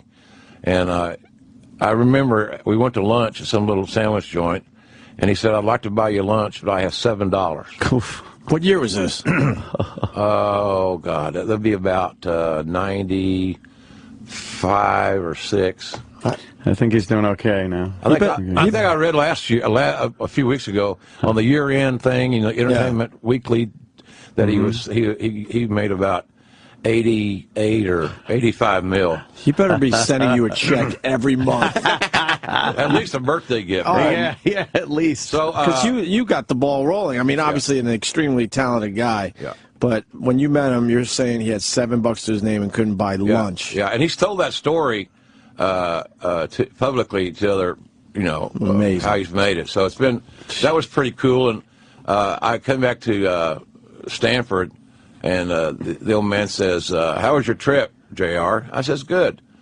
Did you find anybody that we can use? I said, yeah, I found a couple of guys. I said, I signed Rocky Johnson's son, Dwayne. Really? He said, how much you have to pay him? I said, Vince, I kind of went above the rookie pay scale. What was the rookie pay scale? If you about $1,000 a week to train, about $1,000 a week. Wow. So you'd bring them all, and they would live sometimes 2 or 3 to an apartment, and they'd get their training, so they'd be paid about $1,000 a week to live in one city and train. So it really wasn't so bad because they weren't traveling. They were just going from their apartment, for example, to the training facility. Or if they were doing any live events, they were just little local shows that might have 50 or 100 people in the Kiwanis Club or whatever. So they weren't going anywhere. So I signed him and for $100,000 contract, $100,000 a year. And I think McMahon wanted to send me to drug testing or to Betty Ford. I'm not sure. Yeah. He said, I think you've lost your mind. You're burning out. And I said, no, I'm not. So I signed him. He's 6'5", and he's 275. He's half Samoan. He's half black. He's got an exotic look. He's well spoken. He can put sentences together. He's got a college degree in criminology of all things. And I said, all I know is that when we were having lunch, every man that walked in looked at him, and every woman that walked in looked at him. And I can promise your ass they were not looking at me. There might have been some dude, little light in the loafers, looking at my little chubby ass, but other than that, that was the story. So I said, he's got something that people that draw their eyes to him. And he's an athlete, and he's articulate, and he's broke, and he needs it, and he wants to go to work. So I advanced him a little bit of money. And I had him fax a contract down, and I signed him. And I said, so it's 100. He said, 100? Geez, for God's sakes. Guys have to earn that. And I said, well, he'll earn it. But the deal is that we have 90-day outs. So that means that if we don't like him or you don't like him, I can give him his notice, and we have to pay 90-day severance, and he's done. Right. So we have a 90-day contract with this kid. He has a 3-year contract with us. I think we've done good. He said, well, that's an interesting concept. You should put that in all the contracts. I'd already done that, quite frankly. Oh, man. So, but it's a fair deal. If you don't know and you're going cold turkey and you don't have a guy that doesn't have a track record, hey, look, you can make a lot of money here, and we're going to, and if you do things correctly, don't be a turd, right? Don't flunk all your drug tests or any drug tests. Yeah. Don't beat up your girlfriend. Don't be late for work. Hey, Lord, just do right. Yeah. Really simple stuff. Right. And Dwayne was awesome. And he hit right away. Yeah. Man, that's a hell of a story. We brought him into the Garden. Was going to make it. We made this oversold him as this babyface hero, and the big smile and his, extremely white teeth. And we brought him into the Garden, and they booed his ass right out of the building. Wow. It was too nice. Too nice. Oh, yeah. Too perfect. Right. And the women loved him, but their boyfriends hated him. Right. And so we did what you do. You pull out the most powerful weapon. Wait. Before you move on, did Vince go, see, I told you? Well, here's what he Because I bet Vince can't wait to say, I told you so. Damn, pal. I don't know.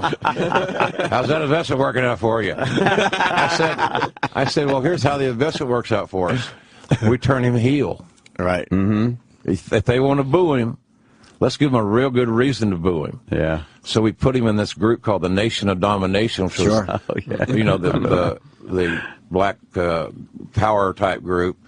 Not real creative, perhaps, but it worked, and it certainly isn't politically correct. They don't do. It's changed over the time, but out of that group, it's like a Seinfeld thing. It's an ensemble cast, so somebody's going to break out and be a huge star. Somebody's going to be created, right? And he was the guy that spun out on his own. Of course, then he spun out on his own, and his own group despised him. So now he's one man against his old entity, his old faction. And so the crowd then really got behind him, and we never looked back. He was awesome. His mic technique is second to none, man.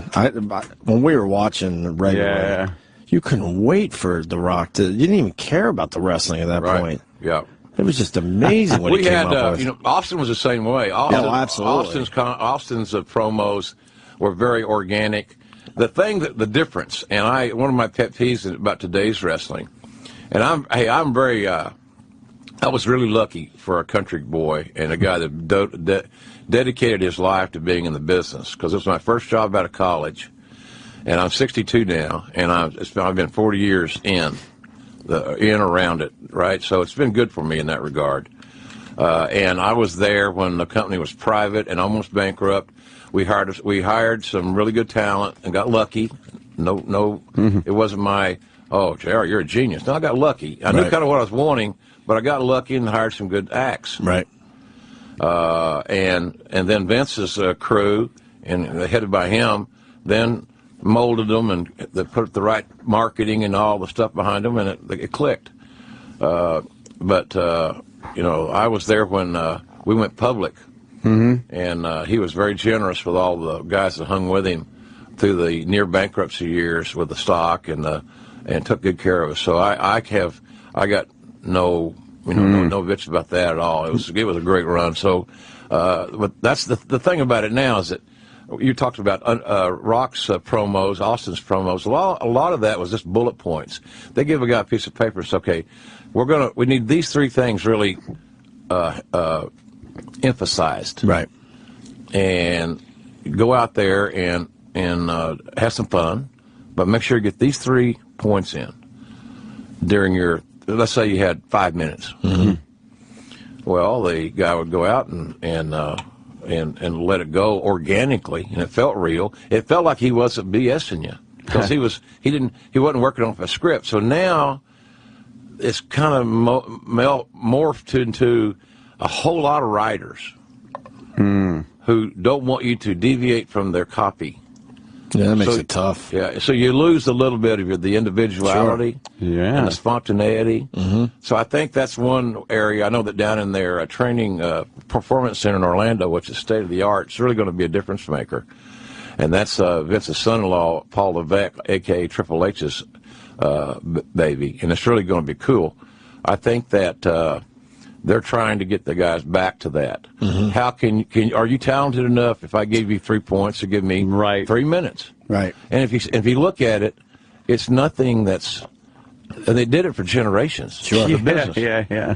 But then we got to this writer thing, where we got writers coming in, and then the writers are snot-nosed kids, a lot of them, that get their first job, and they're trying to channel their inner Stone Cold. With their pimply little face. Oh no! And they haven't had these life experiences. Yeah. So it's a tough sell for the talent to have great confidence in some of these scripts. Then you get some younger talents who don't want to make any waves or it'd be akin to farting in church. You shouldn't do it. Right.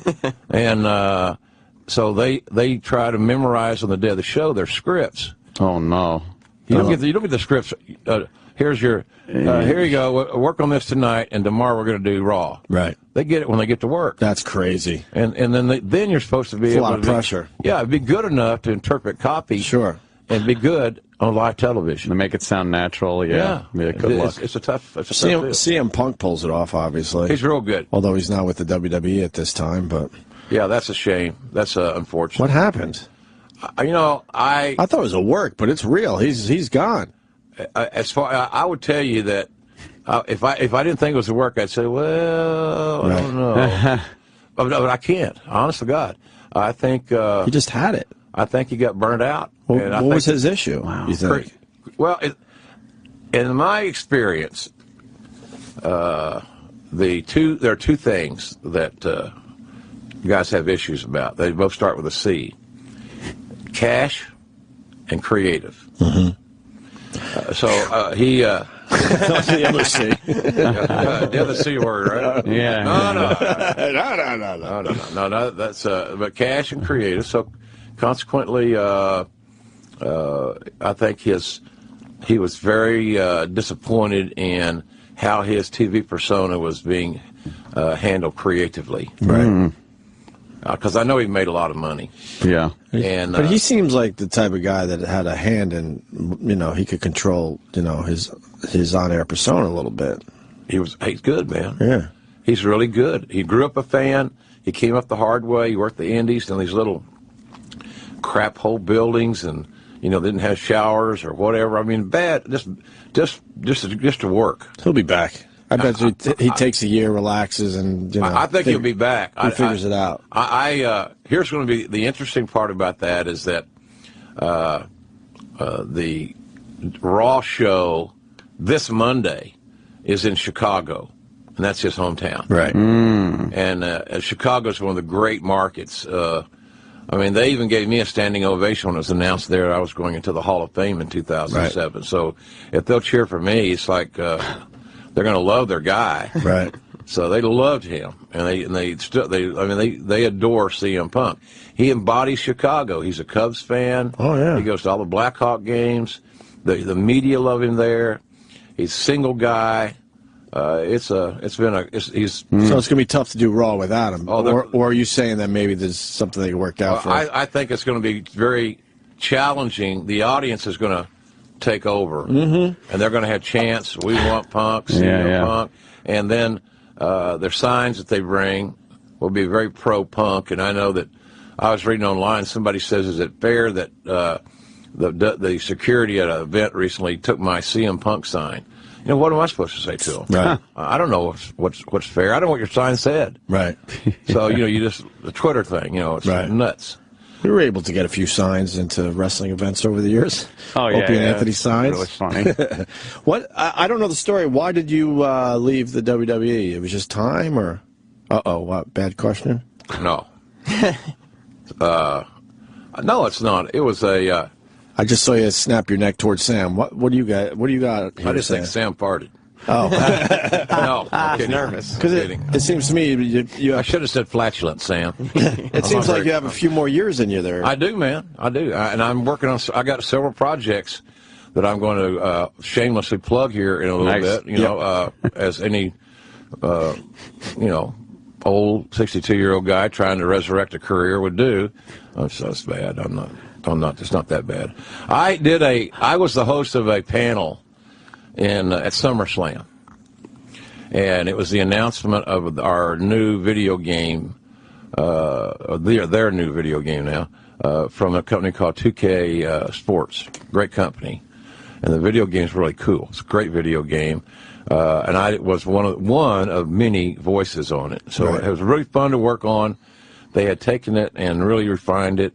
So we had this symposium, this panel that was, and the show was aired on some, what was it, Sam? I think it was like a Twitchy TV, something like that. Yeah, I never heard of it. An internet TV deal. I've heard of Twitchy, yeah. I never heard of it. Okay. So that means nothing. I should have heard of it. So in the process of, I didn't have a script. I didn't have a teleprompter. I didn't have an IFB. We didn't have a production meeting. And our one of our esteemed panelists had been drinking all afternoon and showed up. Who was it? Hammered. The Nature Boy. Oh boy. But look, here's the deal. Even though it led to my demise, I helped lead myself to my demise too. The guy had just found his son. Right. Yep. Dead of a heroin overdose in the hotel room next to him. He wasn't himself. How could he be? Of course. I told people that would listen, it probably isn't a good idea to book him yet. And so everybody then became Dr. Phil. Well, we think that it would be good for him to be around his friends. And we think it'd be good to get him back to working, so to speak. Just justifying it. Okay. Yeah. All right, Dr. Phil, whatever you say. should we call Dr. Drew also, or any other doctors? How about we just get a veterinarian's opinion? So Rick came out, and he got to L.A., and he was they had an attendant with him, and all the attendant did was drink with him. Right. So they drank all afternoon. Wow. Long story short, I was the moderator, and I kind of let the train get off the tracks because I couldn't get him focused. Right. It was my bad. Right. And I tried, and then I had a drink. I did have a drink in the green room, and so then the story got around that rumored that we think JR was drunk. Oh, shit. And the thing about it is that I have had 3 attacks of Bell's palsy, which is a facial paralysis thing. And I really work hard to enunciate, and I don't want it to define me, and I don't need any sympathy for it. I can't smile. I can't show my teeth. People always think I'm pissed off. I'm not. You said somebody on the plane said, "Excuse me, sir, have you had a stroke?" Jesus. Who asks that? Some idiot. Shit. I don't know. I know who you are, but yeah, you know who I am. Right. You watch wrestling. Just go ahead and admit it. I won't tell anybody you're sitting around that you actually watch wrestling, because I know it's humiliating for you. But yes, I'm the guy that was the wrestling announcer that had Bell's palsy. So during the day, I'm doing all this other work for WWE at Access, this little fan fest. Had a blast. Got tired, and when I get tired, my facial muscles they weaken. They're not strong, and I slur a little bit. And even in the morning, I'm sure there's probably been words here this morning that didn't sound quite right. So I go out and do my thing, and I slurred a little. So my slurring was Foster Brooks-like, I guess. And so it was like JR was drinking, and he was in an inebriated state and embarrassed the company, and he should have been out there. Well, I believe that my problem was the fact that I didn't drive the train better. I'll take all responsibility for that, but I'm not taking any responsibility for that. I was quote unquote drunk. You said you had one drink in the green room. One drink, and the story was I had been with Flair all afternoon drinking. Right. But the problem was, because I was there out in L.A., and the problem was that with hindsight we could see it was a mistake. But he went up and said, Jim was like, that he had a cocktail. Which then coupled with the slurring, because the whole show turned into a clusterfuck, because there was 9 guys on stage. Right. And, Rick was doing his thing, and so that was the vibe of the night. Ooh. And so then the story becomes... I made the mistake of, first of all, questioning who was televising our event, which is a no-no. I had never heard of Twitch TV, and I apologized to any Twitch executives, because I know they're never going to invite me back. And then I had another ad lib, getting no script, trying to be funny. Right. This portion of our symposium is brought to you by Grey Goose. Right. Oh. And that was ill thought of in hindsight, because, there he said it. He admitted it. He's had a Grey Goose. Right. And so that was that deal. And I even said, Sam and I were talking earlier this week, one of the first things I said was, I have Bell's palsy, and I'm slurring, but the drinking, they thought I was making an excuse. Right. And I wasn't, but nonetheless, on there were some executives that misinterpreted that whole deal. I felt like I didn't do a good job. I felt if you wanted to fire me, you got a good reason because of my performance, but not because of my drinking. Right. But I kept trying to say, look, we got a train wreck here. We got all these panelists. They have no script. They don't know what they're going to be asking. I got no prompter. If I had had a IFB in hindsight, I guess I don't know. Does most audiences know what an IFB is? Yeah, sure. Little earpiece that goes in when you're on the news or something like that. And you can hear somebody. Okay. Vince McMahon can yell at you about pronouns. Right. Yeah. So they could have said if I'd had IFB, he said, "JR, Rick's out of control. Do what you can to get him off the stage." Right. And I would have said, "Hey, ladies and gentlemen, it's been great to have Ric Flair with us today. He's got so many obligations here at SummerSlam. We're proud that he took the time to be here. He's a major part of the video game. He's a WWE Hall of Famer 2 times over, blah, blah, blah. And he's got to go to another commitment, so let's hear it for Ric Flair." Right. And I would have, he'd have gone. He would have understood it, but he would have left. Right. But, he was so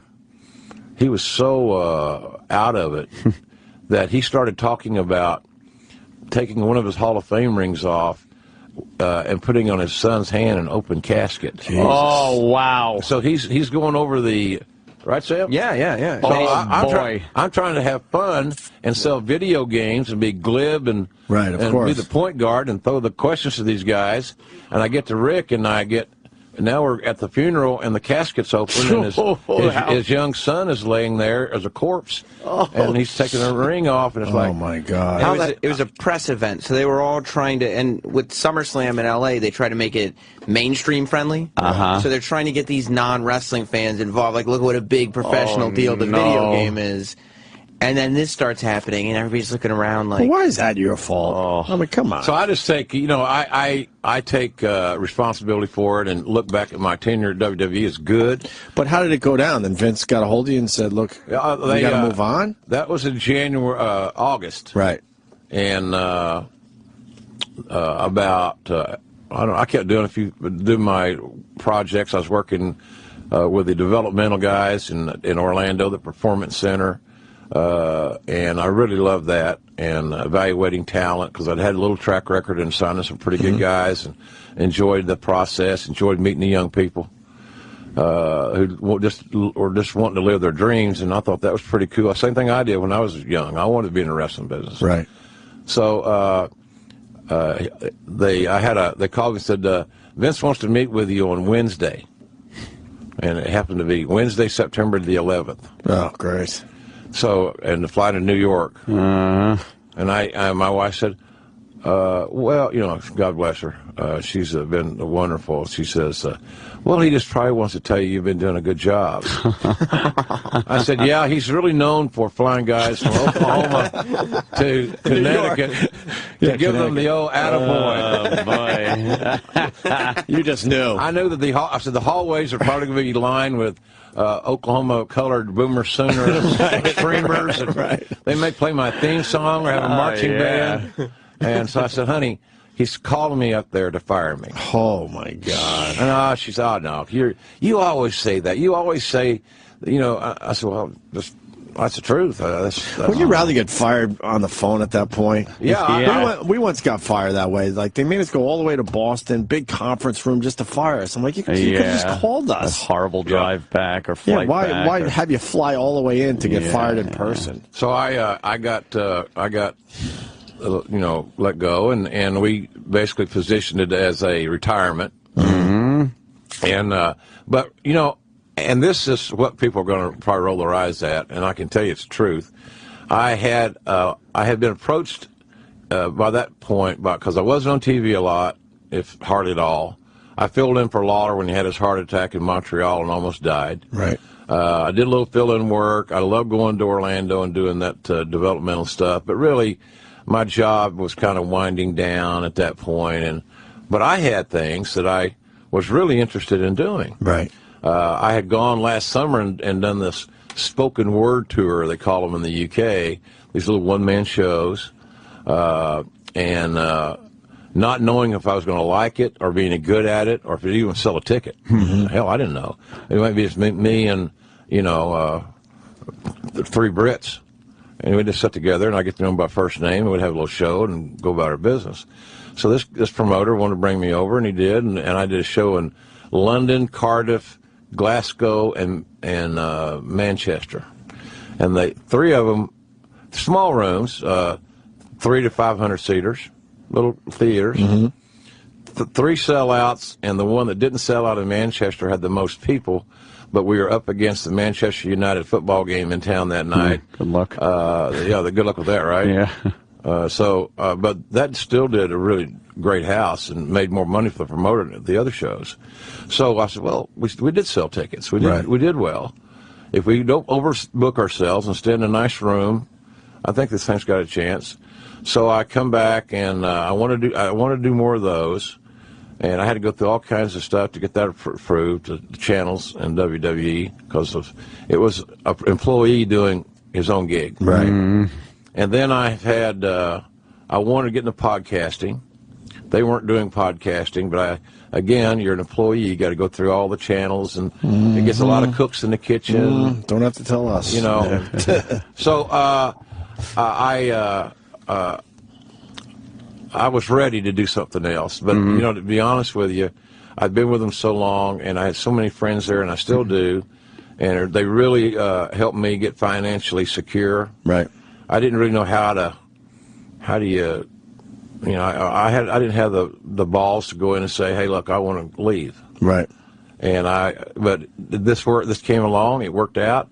I took the bullet, was a man about it, and so then. Within 48 hours, I had signed with Live Nation. They own Ticketmaster. They own a lot of venues. We know Live Nation, sure. So they're promoting my show here in New York tomorrow. Yeah, what is it again, Jim? 4 o'clock and 8 o'clock at the Gramercy Theater. An evening with Jim Ross. Nice. And it's I'm telling stories from the territory days. And my career and the likely way I got in, and some crazy stories back in the 70s,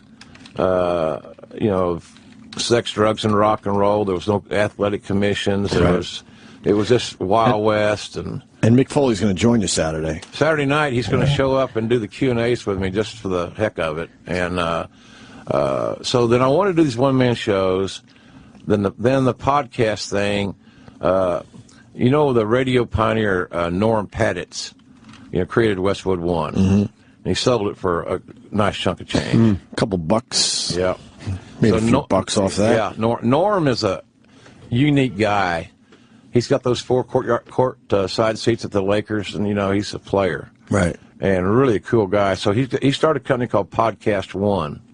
And he got Adam Carolla and Dan Patrick and Dennis Miller and got Dr. Drew. Right. He's got some players. Right. And then he signed Austin, Stone Cold, and he signed Chris Jericho. And then my agent is Chris Jericho's agent. So Pattis goes to my guy, and he says, hey, this Jim Ross, can you get a hold of him? He said, yeah, he's my guy. Right. Well, we want him. We really want him.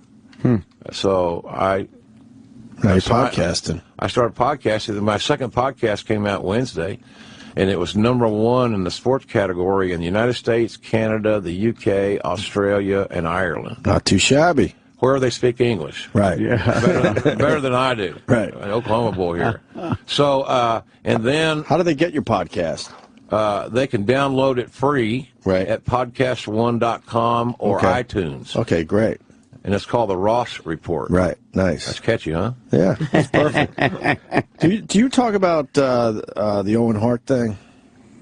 Have you ever talked about that? Not a little bit. That was hard. That was a hard deal. Yeah, that was a brutal night for everybody. And we always wondered why the show had to go on so badly. I wish I had a definitive answer for you.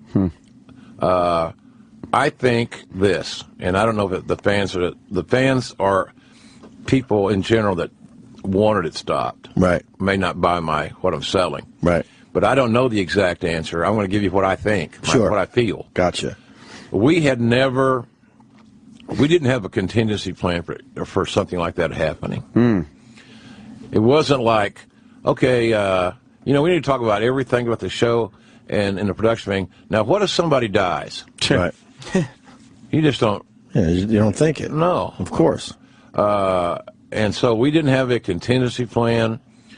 The way that it happened was so unorthodox and extraordinary. He went to they took Owen.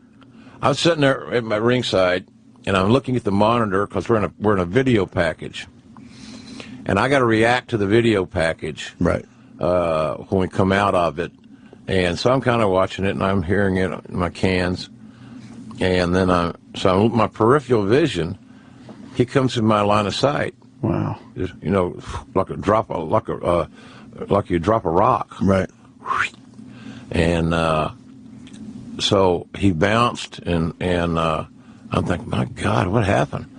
And I didn't know that was part of the gig where he's going to release the latch, and it's going to be a comedy bit. So he's going to fall just a little ways, and because the blue blazer was kind of everybody pretty much knew it was Owen Hart, but he was kind of a superhero that had 2 left feet a little bit and had some fun, and he was a comedic superhero. Let's put it that way. Yep. Right.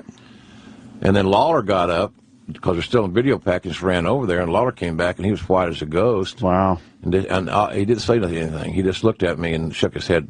No, shook his head like, and I'm going, what? And just shook his head. So we have a match. They get Owen out. They play another video package, if I recall. They get the medical people there quickly. They get EMTs. They get Owen out. So they're working on him. And then but the live audience saw it, but the TV audience did not. Right. So then we go to, we have another match. Because they're still trying to get him into an ambulance and get him to the hospital and see what they can do for him. So it's chaotic. And I was almost radio silence. So the match comes on. There was no Vince in my ear, nobody in my ear. Just Lawler and I call this match. To this day, I couldn't tell you even who it was. And then we go out of that match. We are setting something up for another match. And our executive producer, who was in the truck, Kevin Dunn, says, hey, JR, we're going to come to you guys for an on-camera out of this package. And you need to give everybody an update on Owen. So Kevin obviously thought that Vince or somebody who normally was in my ear had provided us the information. Oh, wow. So I hit the talkback button. And for those that don't know, that's the button that you can talk to the truck, but it doesn't go out over the air. Right. So I hit the talkback button. I said, Kevin, I don't know the update. He said, JR, Owen's dead. Jesus. And you're back in 10. Oh my God. So I got about 10 seconds to collect my thoughts, and they'd come to the on camera. And, again, we didn't rehearse that either. Right. Yeah. It just comes, and you got to give the information. And here's and I don't know, this is probably going to sound corny, and it's just my own hillbilly, redneck, whatever, Oklahoma mindset. Every year when they talk about the Kennedy assassination and you go to Walter Cronkite and he's sitting there and he gives the information that they just found out that President Kennedy is dead. Right. And he takes his glasses off. We all know it. It's been a part of our life, our lives, because we're all the same basic age group. Well, you guys are much younger than I. Okay, thank you. Jeez. We're within range. We're in the same generation, let's say. Fair enough. So it was a big part of our lives. Yeah. And I think of that moment with Owen Hart where I came and did that. I came on camera and did the little piece of business. And I said what I had to say. And I said, I'm trying to say, hey, this is not a part of the show. Right. This is real. This was real life, real as it can get. And I'm sorry to tell you that Owen Hart has died. Jesus. And And of course, so Lawler he didn't say a lot. I basically handled that piece of business, and it was hard. And I think that when you ask about the show stopping, I think, honest to God, guys, that everybody involved in the equation was just in shock. Right. I just think that we were just in a place that, because I have yet, and that was in '99, if I recall correctly, and I have yet to go back and watch that pay-per-view. I can't for sure say what I said on camera, and I've had several opportunities and still ongoing to write a book about my career, about the territory days, making $25 a day, and one of my first jobs was as a driver for the blind promoter that was the boss of the territory. He was the Vince McMahon of my territory, and he didn't have sight. He was a former wrestler that lost his sight in a car accident. So I became his valet driver, and got a lucky break to do a little broadcasting, and they thought that I was okay with it. So that's kind of where I stayed in that neck of the woods, and so I want to write a book someday, and I will have to go back and watch that. Yeah. That incident. That'll be a tough day to be able to write about it. Right. And so I'm not quite. I haven't got a book deal yet, but we're gonna. The book market, in case you guys have noticed, it sucks. Right. Yeah. Yeah. I don't. Yeah. That's one amazing, last tragic story right there. Speaking of tragedy, what's your feeling on a lot of these guys dying so early? I think the trend. Well, obviously it was heartbreaking because a lot of guys were friends, good friends. And a lot of guys you knew very, very well. Yeah, absolutely, of course. It's a kind of an extended family, right? And I grew up an only child there, and so these guys became like big brothers or little brothers as time went on, or family type guys, guys that I really liked, and I think that with WWE's new medical testing, the out-of-house experts that are managing their wellness program.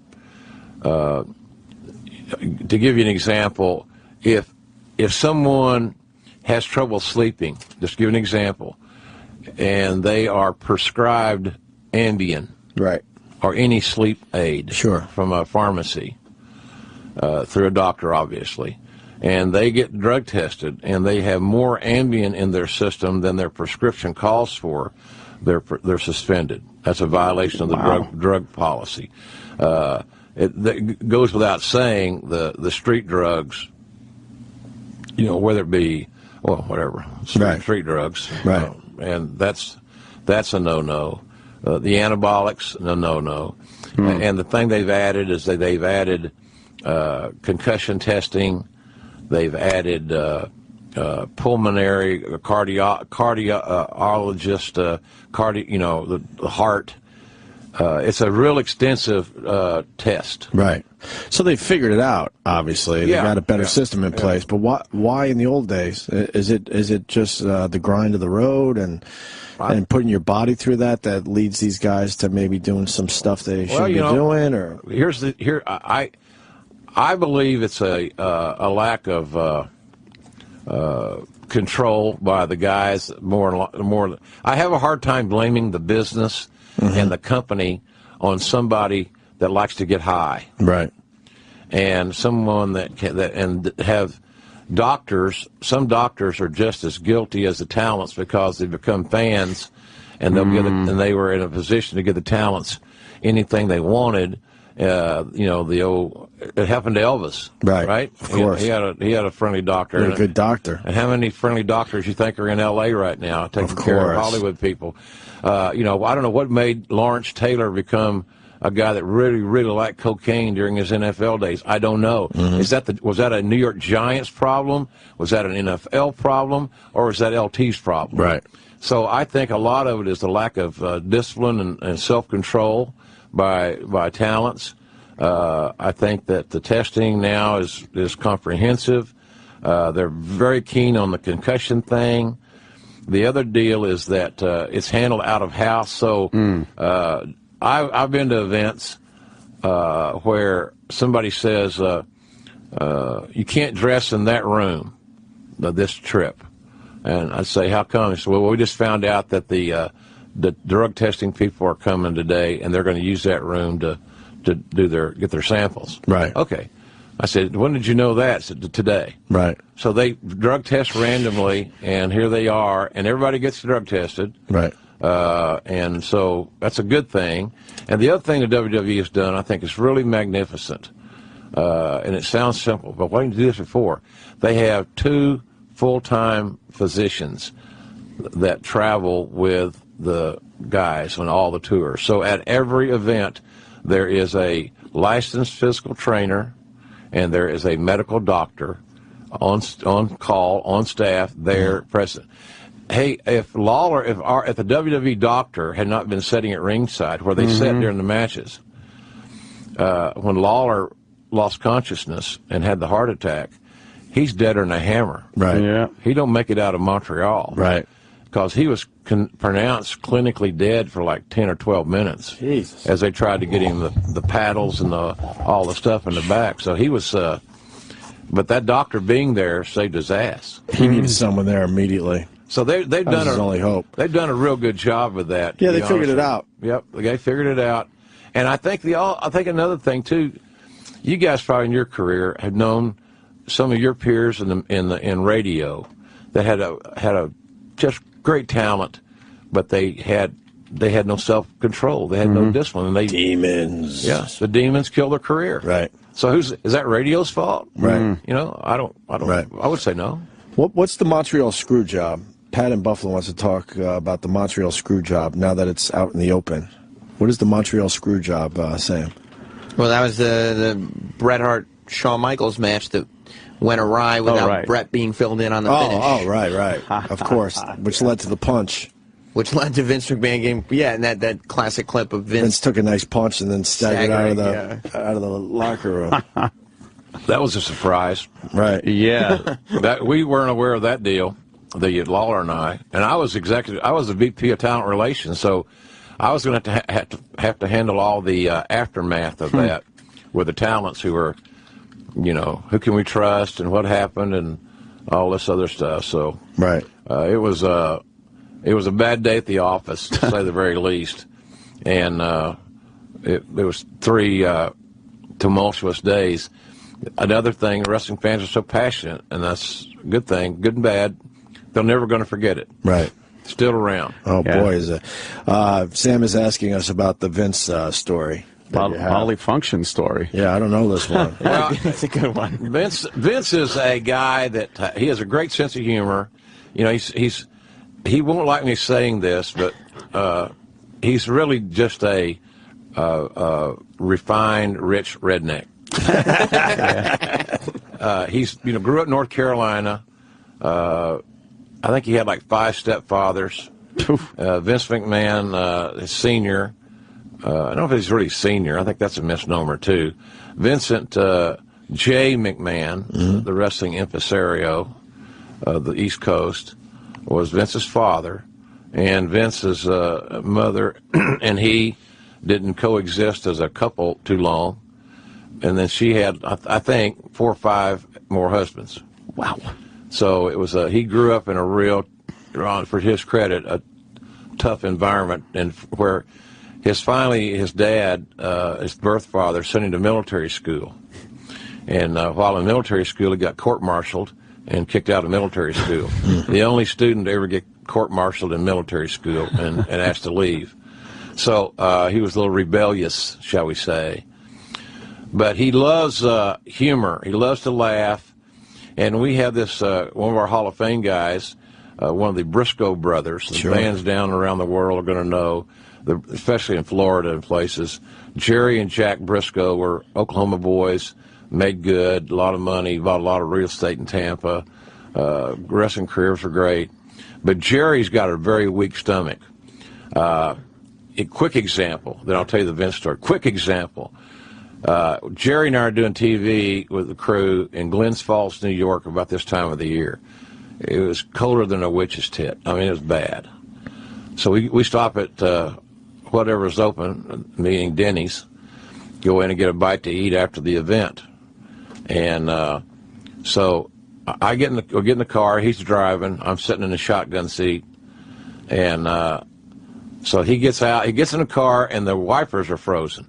So he gets out to unstick the wipers, and while he's out unsticking the wipers, I raise up on one butt cheek and let a little flatulent hit his direction. So he gets back in. He gets back in the car, and it kind of engulfed him. It was a bad one, huh, Jim? It was bad, bro. I have to tell you, it was bad. I hated me.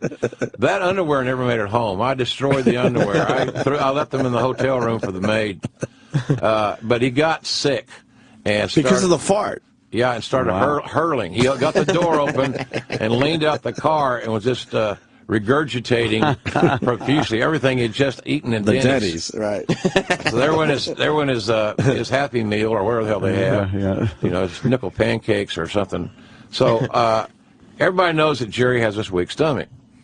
So Vince is going. We're in the Meadowlands doing Monday Night Raw in the height of Mr. McMahon's character as, you know, the evil owner of the kiss my ass thing. Yeah, I'm in.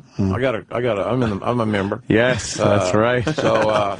So what he's gonna do, he's got his back to Briscoe, who's sitting at this table, and Briscoe was the guy that timed the show out. You know, so make sure we're in action at the top of the hour and things. So he turns his back to Briscoe, and I'll never forget it. Vince had a pair of khaki colored slacks, nice slacks, and probably a $5,000 sport coat, custom made, and all of his pants. You notice all of Vince McMahon's pants have no back pockets. Right. Don't ask me why. He just doesn't want anything to interfere with his. He wants to show off that ass. Yeah. So my ass. Yeah. So he turns to Briscoe, and he wants to leave a little present for him. And so that he can see, hopefully, Briscoe getting the dry heaves. Right. Because he'd dry heave in a heartbeat. Yeah. You could tell a story. He's Bob Kelly, basically. Oh, you could tell a story. You could tell a story and just embellish it, and he would dry heave. He'd start dry heaving. It was great. This guy. Oh, it was just great. So Vince is trying to pull this off while you're doing live TV? Doing live TV. It's just, he's waiting on his music cue to make his walk to the ring. And so he turns his back to Briscoe to deposit something a little in the air, and it got liquid. Oh, he shit himself. And he sharted. Sharted, of course. He sharted. But it still stunk. And Briscoe still almost fell out of a chair holding his stomach and dry heaving. So he got mission accomplished, except he's wearing khakis and he's got a brown stain. Oh, no. You know, the old racing skid mark. Yeah. And he's got to go out and do his bit. So they told the truck, and the truck started laughing. And, of course, nobody had the balls in the truck to shoot it. They got to shoot around Vince's. No, you got to shoot it. No, they were afraid to shoot it. They didn't want to be. Oh, that's funny. So they tell me and Lawler that, hey, if you get a chance, look at the old man's ass. You know, and I talk back. Why do I want to look at the old man's ass? Just do it. Just do it. So Lawler and I come out. We're sitting at ringside, and Vince comes out, and sure enough, on one of those times you turn back around, we saw a little brown, and it was, but you know, here's the deal: a lot of guys would have just, I can't do the interview, or this is not going to work. Right. He didn't care. He didn't give a crap. Yeah. He came out and did his promo. Consummate professional. He nailed it. He was the enemy, the villain.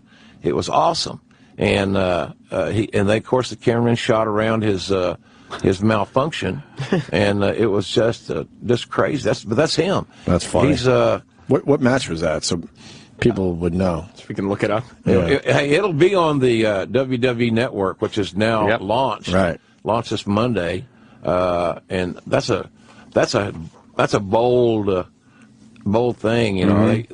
To have a digital network. I actually watched it last night. They had a show from their performance center guys or young guys. They aired live last night on the network from Orlando, and it was a little bit nippy last night. And I didn't get out and wander New York streets. So, right. I watched this thing on my iPad last night. It was just cool as hell. Yeah. So I think the network is like you said earlier, we don't watch much anymore, but back in the day. Yeah, I mean, I was in for a good 20 years. And I did my time. Yeah, and it's all there. Right. Yeah. It's all that stuff. If there was a guy when you were a kid that you liked, you can do your little search. Chief J. Strongbow. And you can find Ivan Putski. Yeah, you can find all those matches. The Polish Hammer. There is one guy that brought you back in. Fandango brought us back in for a little while. Really? Yeah, but I wish they held off him wrestling for a little longer than they did. WrestleMania, all of a sudden he just wrestled. I was like, no, man, there's a little more here before you go down that road. Yeah, that's always the fine balance. Is just how long. It's like the same thing with this Daniel Bryan thing. This kid is really, really popular, and they're basically booking him on a slow burn deal. Right. And nobody's got any. Nobody. It's not a good.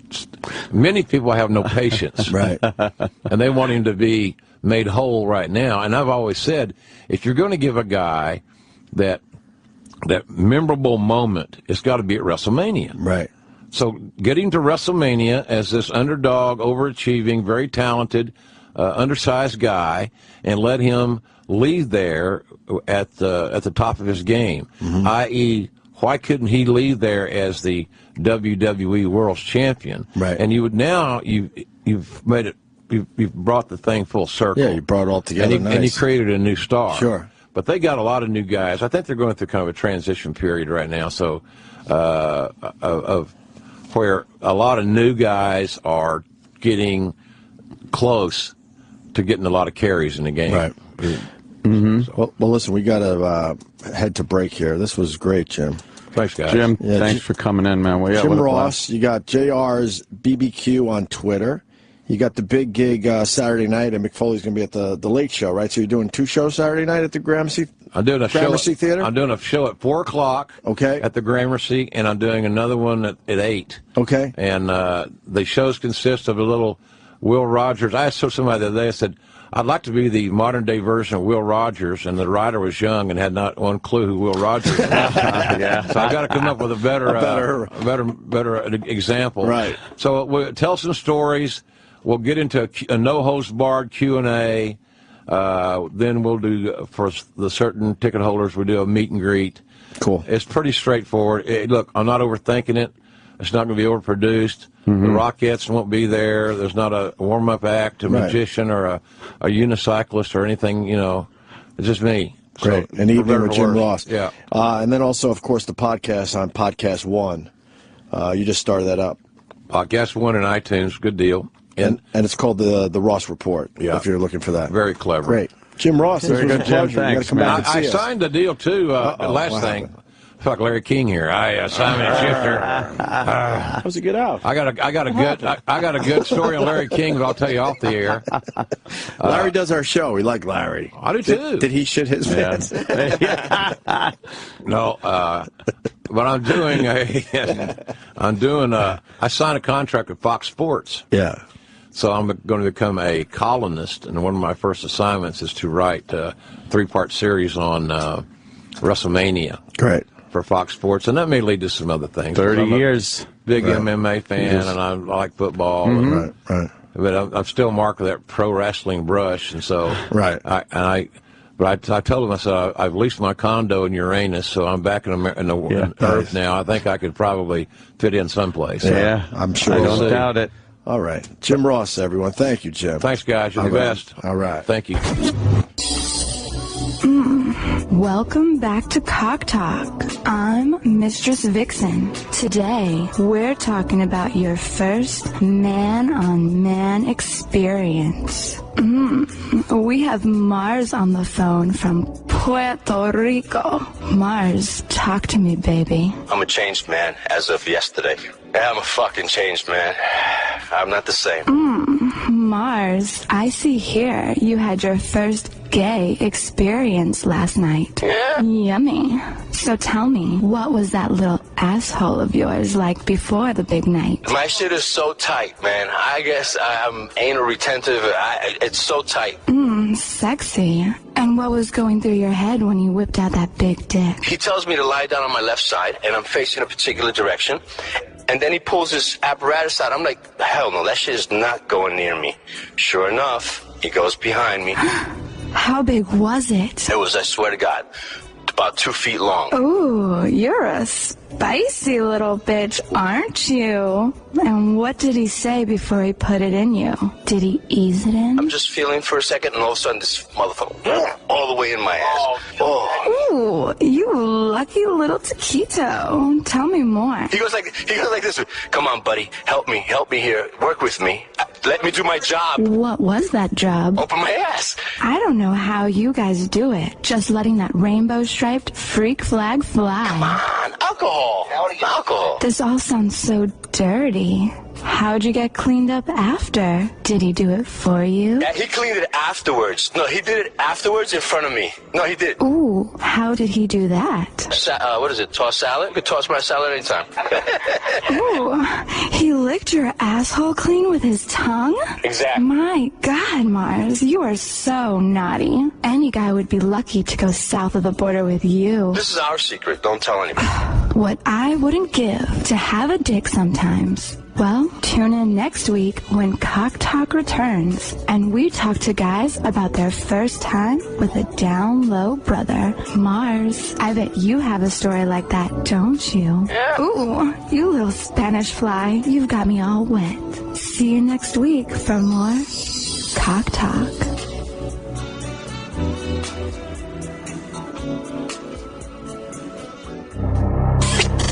The Opie and Anthony Show is back on Sirius XM. All right, it's Friday. I want to thank JR for coming in again. Jim Ross. Good old JR. JR. I wonder if he's allowed to say JR. Does Vince own that? Does Vince own the JR thing? You think Vince would have given... I'm surprised he, after 20 years of faithful service like that, not giving him a little more of the benefit of the doubt. Yeah. Maybe suspend him, fuck with him a little bit, but to give him the boot after that so-called debacle I think he was being talked about. I think he was being nice about it. Yeah. Yeah, because that's a long time. Yeah, they just, get fired over something like that. It's Flair. And you have to fly to New York, and then you got to take a train up to Stamford just to get fired. Just to get fired. But JR should have said, wait, are you firing me? Because if you are, save me a fucking trip. Yeah. Because, I mean, he spent his whole life just going on trips for the WWE. Yeah. Then the last trip you go on, the last trip is to go into Stamford and get fired. To hear, yeah, fire. He actually got that. That would be kind of cool, actually. That would be. We got fired by, I guess Vince technically, or NBC. Yeah. I don't know, whoever the fuck fired us. It would have been nice to have Vince just go, you're fired. Fired. I wonder if he did that to good old JR. Who knows? JR was good. A little wordy. I like JR. A little wordy at times. He's allowed to be. A little wordy, but what are you going to do? Told some good stories in there. Yeah. Did he already tweet how great we are? No, that was his tweet on the incident. The Ric Flair incident. Wow, that must have been really awkward. Ric Flair talking about putting the ring on his dead kid and drunk and I don't know. Oh man, what a disaster. I think it was a perfect storm. Maybe WWE was already thinking of just kind of moving on, and that happened, which gave them a nice little reason to do it. Maybe. That's true. Yeah, it's true. Sam looks a lot like his drawing. Looks a lot like his drawing today. Love you, miss you, brother. The shul. Yeah. He did a great job opening up for Jim Norton down at the Borgata. Yes, he did. That was funny. So, JR is a bit wordy. Yeah. But there were some great stories in there. Oh, he's good, yeah. Well, he's seen it all, but yeah, I mean, it's like... We edit that down. I think that'll be all right for a replay. Oh, yeah. We'll chop it a little bit, but he was pretty open and honest. He's super honest, yeah, and he'll tell the whole... But that's the thing, he tells the whole story. Do we get the whole story? We get any scoops in there? Well, I think his... Anything in the wrestling world will go, oh, my God. Oh, my God. Oh, my God. I got to be honest, I was a little disappointed that Ant didn't break out the Vince or the Vince or the JR. I was hoping there would be one. Well, I know, but Ant's still under the weather. He was talking. Yeah. He was talking. Right, you're still under the weather. A little under the weather. Yeah. The CM Punk thing. You snap back quick. I do snap back quick when I have to. When I have to. I'm a snappiest, backiest guy. I did a little Vince for him. I was trying to get it going. Yeah, the Vince stories will be good, and the CM Punk thing. That'll be pretty huge. Anything that the wrestling sites will go, yeah, we got to fucking run with this. Yeah, the Punk and the Vince stuff. That's it. Not even the Owen stuff. I mean, maybe the Owen stuff, but he's definitely... That's a long time ago now. And he's told the story before. Right. Yeah. Oh, sorry, Sam. Was that 99? Yeah, it was 99. That's 15 fucking years ago? That's what I mean. I mean, I'm not just saying it was a bad thing. I asked him about that, too, but... I was driving back from somewhere. Yeah. Something... He was trying to equate it to the Cronkite-Kennedy thing. It's a little different. Slow down.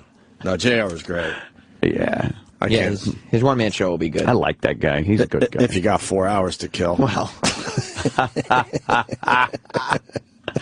and then Mick Foley, who's also like, he's got all these amazing stories. Right. But he also is one who tells them from start to finish. Right. So the two of them doing Q&A together. Oh, boy. I mean, I'll love it. It's going to be a lot of Q&A. I'm going to love it, but...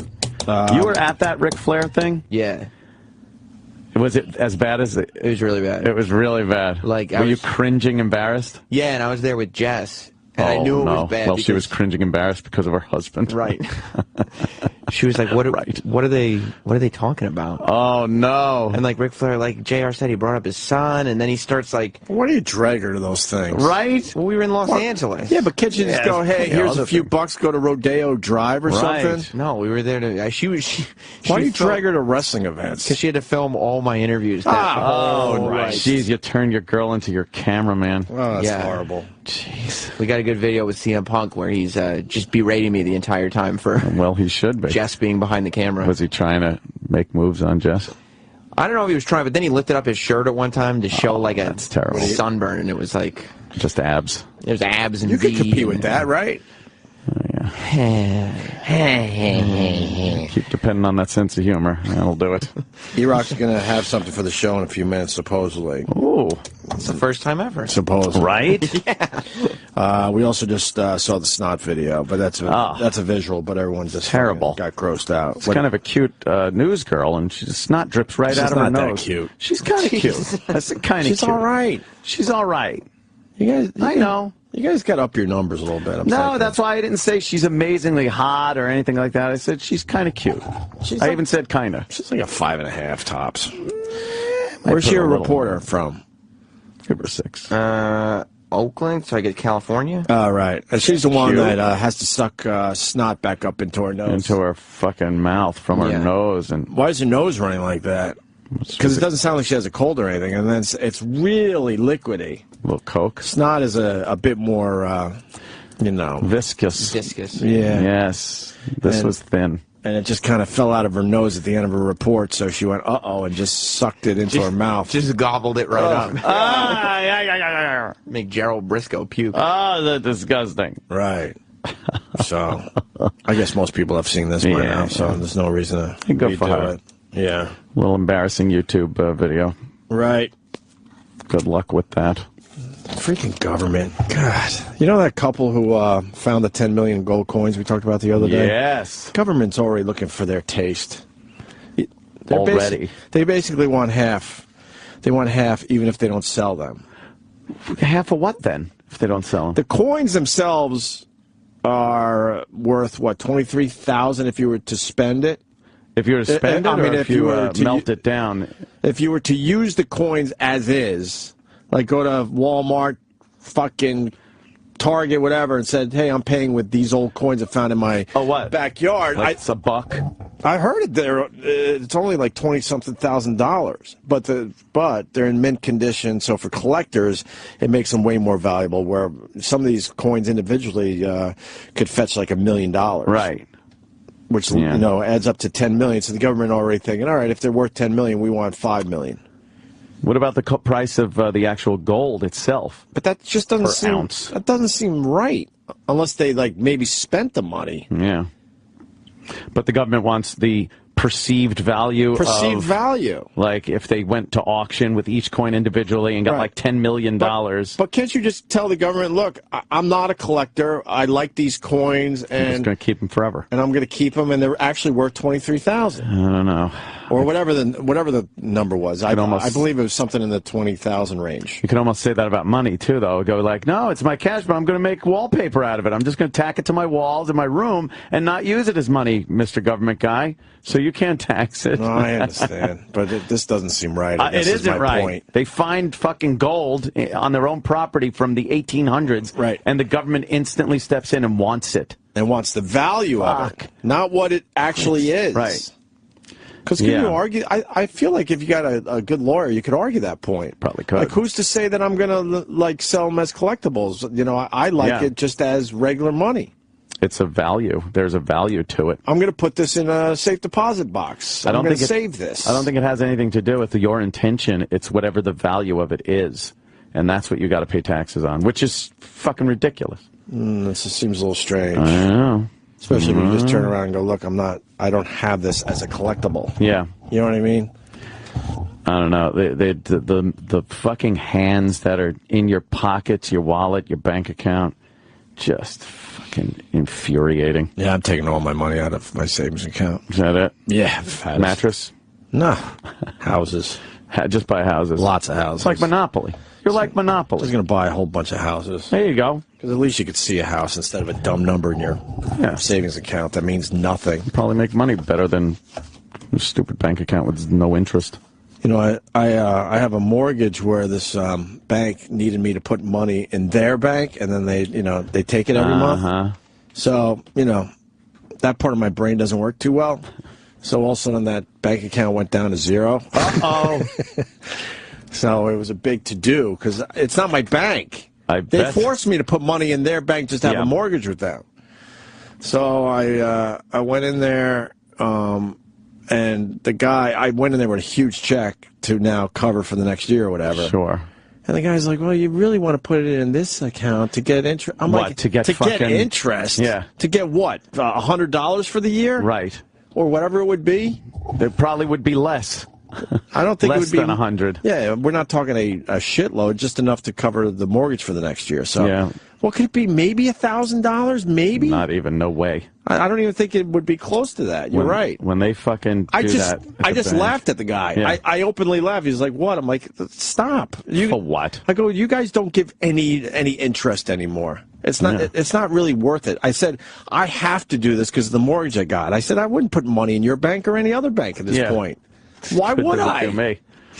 They always give me shit about like my checking account. Right. Like, oh, you should really take some of this money. And what? Right. Put it in some fucking savings account.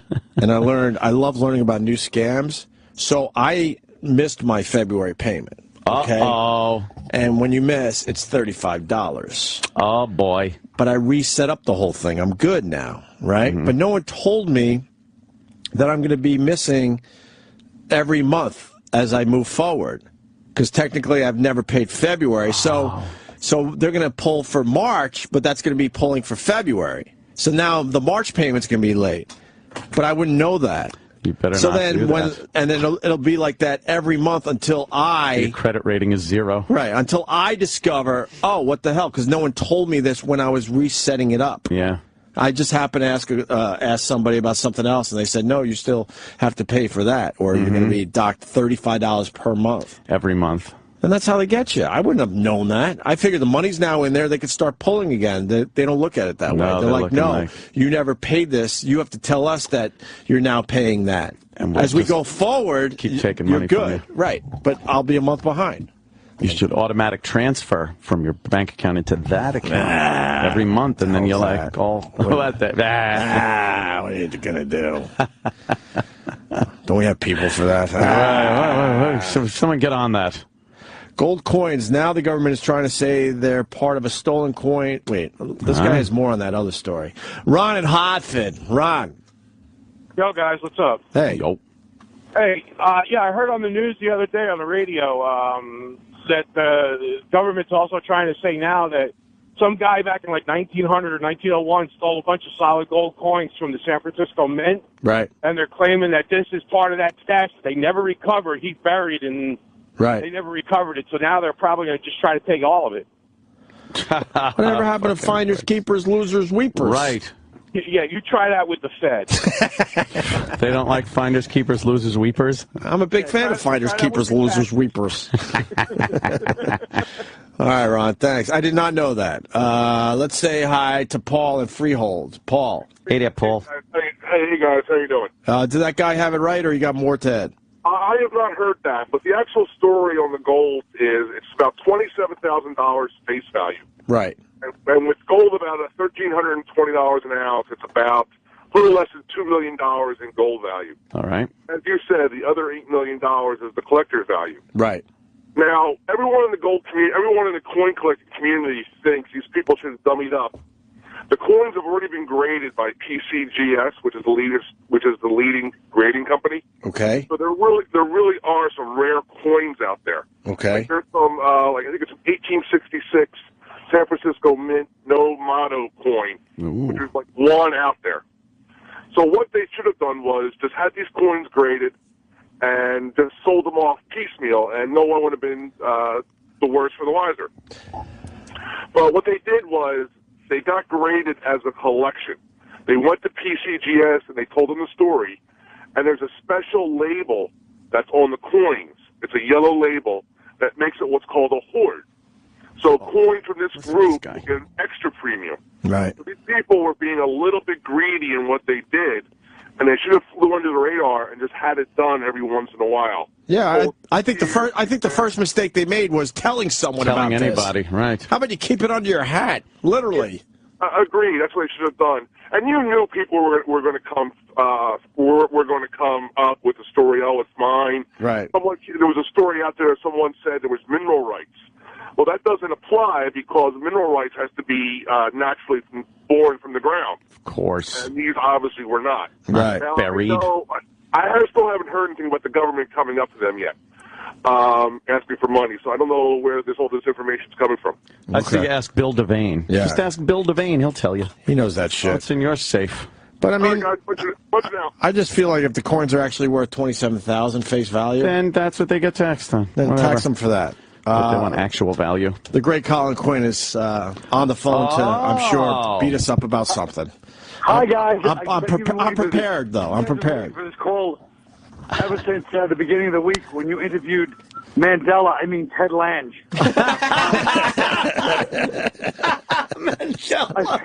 I figured out what you guys could do. Yeah. All right. Yeah. It all started when I started hearing you guys. Well, he rambles on with the stories.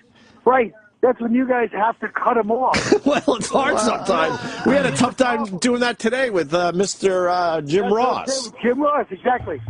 Exactly. You have a tough time doing anybody. I figured out you guys just have, I hate to use the all umbrella, low self-esteem. You guys have such low self-esteem. I'd like to listen to all your interviews with just you guys talking and not the guests. There's a way to do that. And you would think every guest is a combination Navy SEAL, cancer-curing doctor. It's unbelievable. You say we pander to the guest? I'll tell you something, though, Colin. I don't think this is fair because I think everyone reached out to you on Twitter to tell you about the Ted Lange interview, and you went back and listened to it just so you could beat us up. You did not hear that interview live. Oh, is that funny, Mandela? Well, then maybe it's a valid point. Okay, because I saw Twitter go crazy, like, oh boy, I wonder what Colin thought of that interview. You're right. Fucking Martin Luther Lange Jr. Right. But it doesn't change the fact that you guys have low self-esteem. Yeah, and yeah. You're so excited that somebody stepped in the studio. There's not one of us dirtbags. That you're like, oh my God. Well, but who didn't watch the Love Boat? Don't interrupt the guy if he wants to ramble. I mean, but who didn't watch the Love Boat growing up? And then all of a sudden the guy knows who we are. That's pretty fucked up in my world. I'm like, the Love Boat guy knows about me now. Exactly.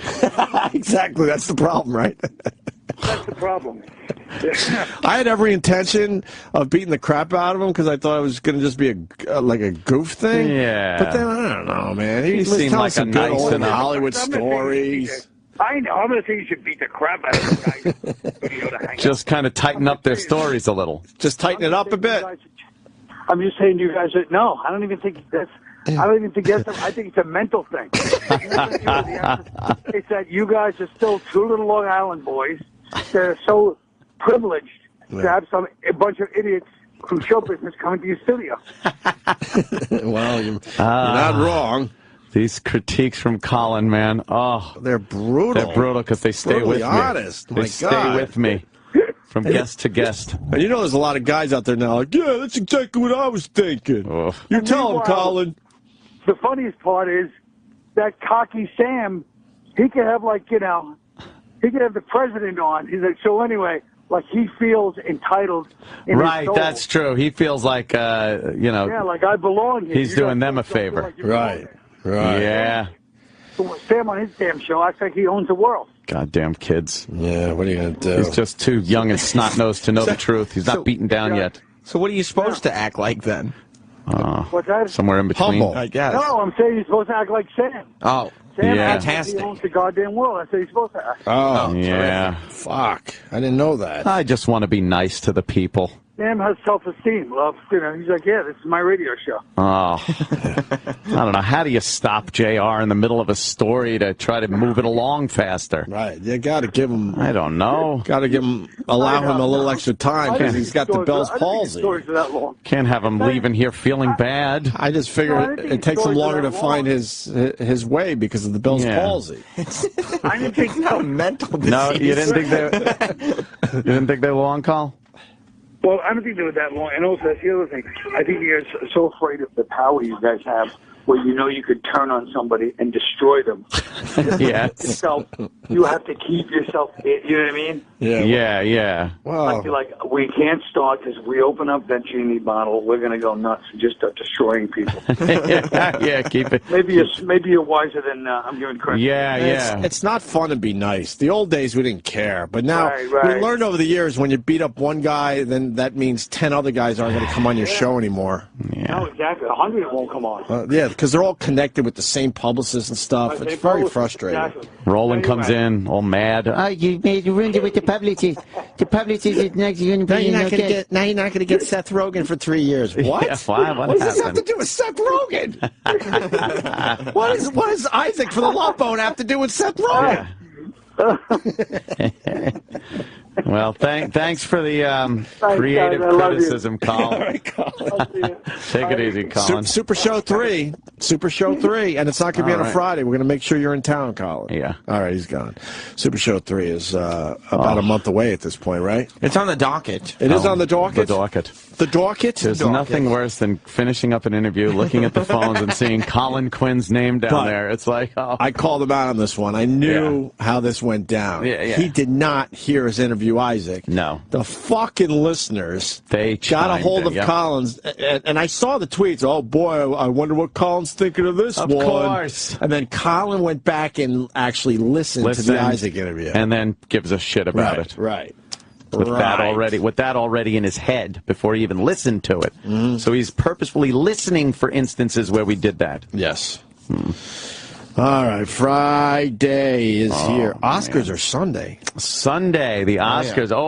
With who's hosting? Ellen? That's right. Ellen DeGeneres. You think there'll be some wacky Oscar sketches at the beginning of the show? I sure love those. I hope so. Do you think Ellen comes out with the Christian Bale wacky comb-over hairdo? That'd be funny. Oh, with a little gut. Right, with a little gut and the wacky comb-over do.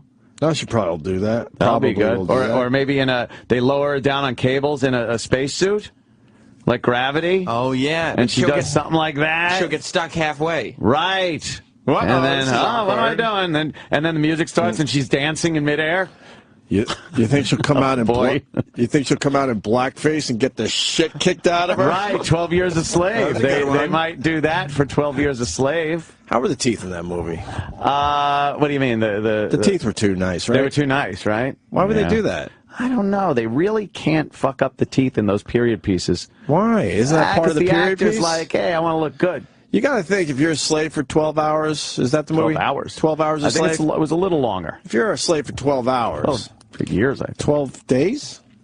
Even longer than that. It was more than a week and a half. So if you're a slave for 12 years, you got to think that you're going to lose a 2 for 2. You'd think. Right? Exactly. And I meant to say it that way, a 2 for 2. A 2 for 2. And they wouldn't be nice and white. And, I don't know. I mean, they're not allowing them to brush their teeth. Hell no.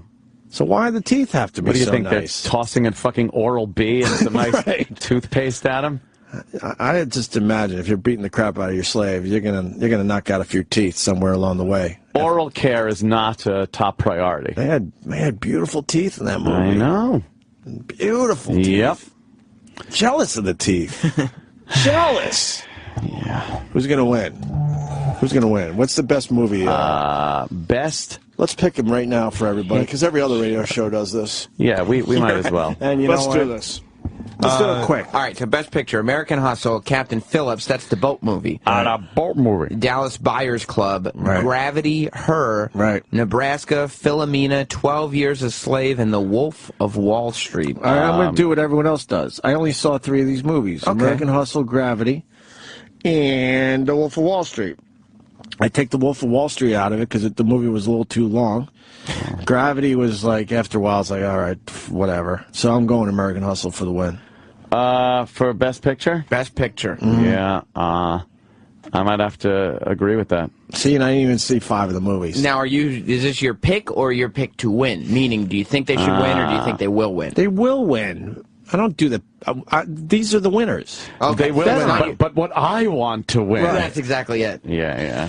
So probably give it to Bruce Dern for Nebraska, even though I didn't see the fucking movie. Leonardo DiCaprio should not be elected in that category because he plays Leonardo DiCaprio in a lot of the movies.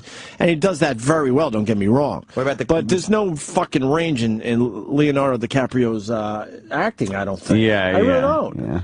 Except for the Gilbert Grape movie. Gilbert Grape. But besides that, he's played a lot of the same type of guys. Bruce Dern is like Hollywood, fucking, mainstay's been there forever. Right. Yeah, they'll probably give it to Bruce Dern. What about Matthew McConaughey, Christian Bale? Matthew McConaughey's too fucked up. Right. You think so? Yeah. Start beating his chest like And they can't get over the fact that Christian Bale was Batman, so no. Okay, not going to happen. True. Best Actress, Amy Adams, Cate Blanchett, Sandra Bullock, Judi Dench, Meryl Streep. Sandra Bullock for Gravity, no fucking way. No. What else? Judi Dench, Philomena, Meryl Streep, August Osage County. They're going to give it to Meryl Streep for that Osage County. Because that's the only movie I saw. Oh, no, I saw the... You saw Amy Adams in American Hustle. What about Judi Dench? Amy Adams wasn't much different than her part in the Muppets movie. But she showed a lot more breasts. That's true, because it's not the Muppets movie. That was the only difference. So I go Meryl Streep for the win. I bet Amy Adams has that... Tom Skerritt problem. Yeah. What, being awesome? Being awesome, of course. Where she looks really good at a higher age than you think she is. And then it's going to be a big fall off. Oh, gotcha. In a couple of years. She looks old forever, but then 80 hits and really... Like, she looked 40... From the time she was 20 until the time she was 60. No, I'm saying she looks younger now than she really is. Right. But that's because she used to look older. Yeah, because she's always had like that look. And then in 5 years from now, you're going to be like, what happened to her? She got like really old because she wasn't in her fucking 20s. That's why. Right. I'm only going to pick one more winner for everybody. Okay, Best Actor in a Supporting? Nope. Best Actress in a Supporting? Nope. Oh. Best Animated Feature? Yes. Frozen for the win. Oh. Well, that's the obvious one, I think. Yeah, but that was over the top, the best animation of the year. Over the Croods. I saw the Croods. That was all right. Despicable Me 2 was all right, and the other 2 I didn't see. So I go Frozen for the win. I'm going sound engineering in a foreign documentary. Damn it. I think Claude Lafleur. Is that a real name? I have no idea. Is this Jonah Hill's year? That's the question. Enough with Jonah Hill getting nominated. This guy wants to tell us why he doesn't want to get his teeth messed up for movies. Alex, he's an actor. It's not up to you. If you're in a slave movie where you're going to be a slave for 12 years, slap some bad your teeth should be face. fucked up. Right. That's pretty obvious. No slave went to a dentist. They were beautiful white teeth. They do it to get the people coming into the theaters for just the looks of the people. They're like, oh, they're pretty or they're handsome. Wow. And they don't fuck that up by giving them fucked up teeth. They want the people to be all dreamy. That's a mistake, I think. Yeah? Yeah, of course. Especially if you're trying to get some of those Oscars. Like Castaway, they did that, right? Didn't they fuck up? No. No? No. I thought his teeth were all fucked. I don't think so. The guy from 12 Years a Slave is nominated. You think that his teeth will cost him the Oscar this year? Absolutely. Should. Wow. Let's blog about it. Okay. That's a good blog. That's a good blog. I don't think the Oscars like slave movies, do they? No. I don't think they really, like, shower them with accolades. No, because secretly they all want slaves. Right. What? They're all racist. That's obvious. Huh. Yeah. Obvious to everyone out there. What about vlogs? Oof. I'm a big fan of the vlog. Yeah, instead of blog, we should I got to vlog it. again. Yeah, because I was starting to vlog. I got to start vlogging again. Vlog about the teeth. No. Could do that. Where Eric? E to the R. He heard us? How did he hear us? Oh. He just turned around. Rock. How did you just hear us? Wow. I didn't make Holy it say shit. anything. You went, huh? Fight half and a white. With him. Yeah, I had the earpiece in. I heard you. Oh, now he's listening in the halls. That's good. All right, hero. We're moving forward with the show. Yeah. Nice. So you brought me some audio here. Yes. I do have to tell you, though, I received some information that people in the industry have been thoroughly enjoying your coverage of the Todd Show. What type of people? Could you name names? Not right now because they're trying to do something for us, but they're pretty. You they're pretty name high up names. in our old Can company. you write the names? Yeah, but they're not going to appreciate what we do Monday. Oh boy. So you're basically Which saying, is why I don't want to say names now because they're trying to get a certain somebody on the phone for us. Oh. Today? Yes. Oh. Oh, really? Yeah, they're trying to reach out to him. and do it. I will tell you right now, if they could get him on the show before 10:30 today, Okay. we will be much nicer on Monday. But you'll still do it? Might have to a little bit. We'll have to listen. But we won't make it sting as much. Yeah, we'll give him We're great accolades. on a curve. Wasn't he? Huh? Oh, he's going to hate us by Monday, that guy. course. That's too bad. Who else? He's the. No, I know that. Oh, okay. I didn't know know who he is. Uh-huh. They're trying to get Scott Shannon on the show? They are. You think it's a possibility? I hope so. I mean, he's been doing everything else. I don't see why not. And the fact that he told Brother Weeze that he said it was like, why do they hate me so much? Oh, we don't hate you. He said, why is I think he'd Hey, why? I think he's a legend, to be honest with you. I think he'd be willing to, if he has time, he'll call in. And Well, I think he he'll has talk to us. 50, what are we looking at, 53 minutes to do it, or it's going to really hurt on Monday. Lil Sting. All right, What? I'll I send think that that's email fair. out. Tell him he's got 53 minutes to get it done. It's more than fair. So what'd you bring to the show today? Well- and remember, I told you this has to fucking smoke or you don't bring it. Right, and the problem we were having, it started to get a little light as the days went on this week, and it's only the first week. There wasn't a whole lot yesterday. I said earlier in the show, there's no parody songs. They're switching up the format already. We're talking about the phone Todd scams. Show. And because we're programming his show, right? We got in his head. You're It was consulting. that easy to get into his head. To get into his head.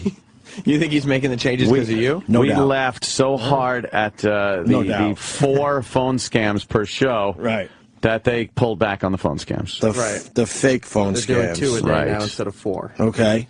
And there's a few more songs per hour now than there was. A little less talking. Really? That's Yeah. always good when the PD comes in and says, hey, guys, why don't you talk less? And there's a clip on that disc I gave you just as an example of, I guess, how seriously they're taking this. Maybe your comments. Wait. I have something else. Yeah.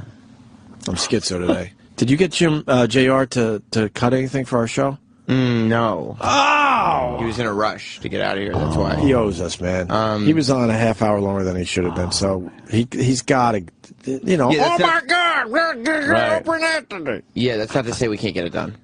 Because he's in town for Tag a couple team days. champs, something like that. That over the top know. stuff. Yeah. Yeah. I meant to ask. I just assumed you guys were going to throw him in the other room for Yeah, you a had to couple rush minutes. out of here. Back to you, Eric. There's an example on that disc there where they're so particular now about what's going on that the old, have to end on a laugh, end on a joke, hit the sweeper, go to break.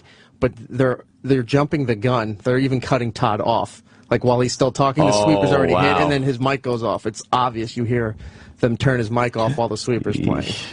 Oh, boy. I see the promotional thing. That Right. should have been a surprise. Because now I know. Well, because you were skeptical about anything coming in. All right. That's the only reason I put it there.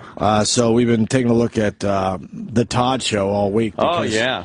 He's one half of the Scott and Todd show that was very successful. Which, by the way... For a few of the 20-some-odd years they were on the radio together. If you read any of the bios or press releases for the Todd Show, Scott and Todd never existed for the last 22 years. Todd was the co-host of The Big Show, a morning show on PLJ. We were... That's what they call it? It's on the... I think it's on the PLJ page now. We were erased from WAAF's history. Yep. They did that retrospective. They actually did a history of the station. And brought people back. And we weren't even part of it. I think there was one slight mention, but I'm trying to remember exactly, but it was such a joke. That was Dave Douglas for you. Oh, yeah. Holding a fucking grudge. Fuck You Dave. kept your job. Asshole. But they erased us from the history of AAF for this big retrospect. I think it was FMQB did it. Right. If you could find that, it'd be hilarious. Because I think there was one slight mention of us. Yeah. But it was kind of peripheral. I didn't... I forgot. I don't know if I'm remembering this right. Didn't BCN do sort of the same thing and never mention that you guys were on in the afternoon? Yeah, we never worked in Boston. Mentioned. Right. Yeah, we didn't make the we didn't make the BCN one or the AF one, and we were successful for both places. The Todd Show, though.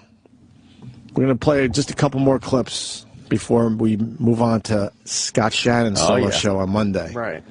They now have 49 minutes. I sent the email. Or it really they should be aware stings now. on Monday. It's going to sting. Do you think they're scrambling? Unless he does a good job. I'm sure he will in a music-based format where it's just him. I think he'll do all right. I think his break's going to be very short, easy, and quick, and nothing too crazy.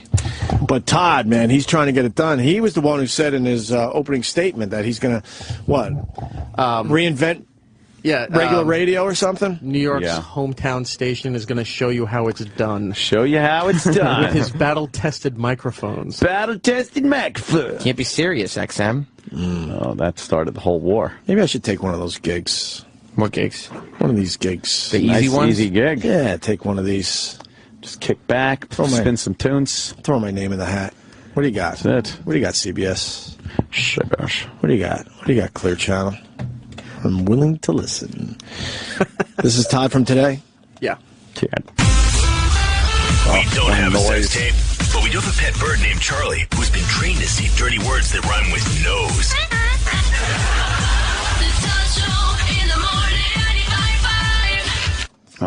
What? With the auto-tune. Dirty words that rhyme with nose? Yeah. They have a parrot that says dirty words that rhymes with nose. That's crazy. What word are they? Hose? Bros? Is it even dirty? Dirty words. Blows. Why wouldn't they say that rhymes with bunt? Yeah. Right? Or mock sucker. Something. That's a good one, too. Homos. That's a good one. Right. No. Cock, but that doesn't rhyme. Does it? No. Peck is. Oh, no. Trigger. No, that Go for the doesn't rhyme. joke. What? Oh, yeah, if you want it to. Maybe the parrot says balls on the nose. Yeah. It's their new edgy imaging. Yeah, that'll get them some new. That's fun. Some new ears. Yeah. The auto-tune and all that noise. Who needs uncensored Sirius XM when you got stuff like that? I gotta agree with you on that one. Great.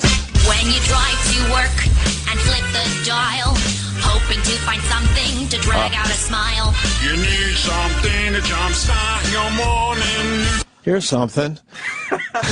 Here's something. Wow. Find someone that could do the voices. Holy shit. Here's something. That is so embarrassing. Here's something. I'll be right back. It's happening? It might be, yeah. Oh. Something to jumpstart your morning. Like a strong cup of joe. Another 8 long hours to go. Todd will get you through the traffic. He's awfully photographic. And you can't help but laugh at your radio. It's time for the Todd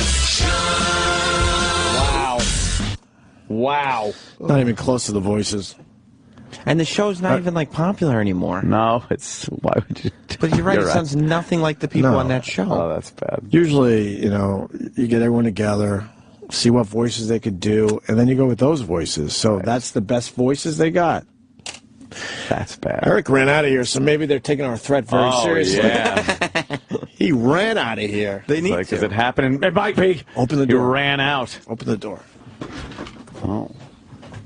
Let's see. He's on the phone. Is he right there? Is he there, or did he run to the office? Oh, he's in the front room. Travis, is this going down? Yes, it is. So we are going to be speaking with Scott Shannon, That's what the formerly sex of the baby's telling me. Scott and Todd Show. Oh my God, this could be the greatest ever. And Monday, part of the Scott Shannon show. I got a tree on my house. I want to see the boat movie. I got a tree on my house. It's like a battery car. Let me do the tree one. You do the boat. All right, I'll do the Because I boat want to movie. have fun too. Are you going to bring up the separation between him and Oh God, yeah. No. And if he doesn't give us any scoop, then we're done with this shit. You should let him know that if there are no scoops, Monday is going to be bad. Oh. Jeez. He's a hostage. He's a guest on the show. Say these words. Say these words. Wow. Is E-Rock making this, or is this like, No, I got Corey on the phone? Yes. What's going on, Travis? He has the hotline number. It's up to him when he calls now. Oh. All right. So it might not be for... What just went down, Eric? E to the R. So, they're taking our threat very seriously. Yes. Okay.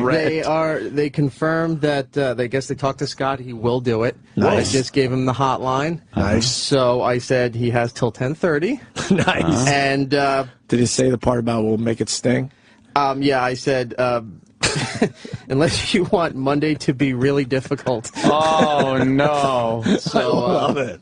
Nice. They gave the number to him. They're passing it along to him, and I said he has till 10:30. The King of Jocktober is going to be calling our show, and This is in a smart in a move. mere few minutes, hopefully. Oh, man. All right, we'll play another horrible clip from the Todd Show then. Did you know Brazil? Oh, what's this Brazilian butt lift talk? They're talking about, I guess it's this underwear thing or something that Yeah, of lifts course. women's butts up. Right. And Todd has a humorous Holy take fuck, on it. Spike Lee's outside the studio. Spike! I don't. Yo, Spike! See, I don't. I don't think that's... What? I think that's Spike. Spike. I think that's just a diminutive black gentleman. He's got glasses, but... I You think sure that's not Spike Lee? Yeah, that's not. Yeah, no. Is he looking at you? He's eyeballing you now. Oh, boy, is he. Yeah. You're Spike Lee, right? She's looking at motherfucker. Love you, miss you. So they're talking about the Brazilian butt lift talk, which is what? Just underwear that makes your butt Yeah, I look better? think it was just something that lifts girls' butts up. Stories that they And- custom make for this type of radio.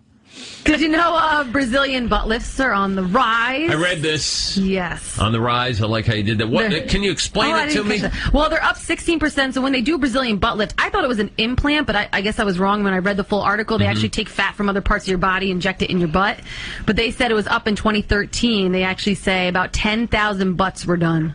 So far, so good. So now there better be some jokes. Oh, it's coming. That was the setup. Bring on the jokes.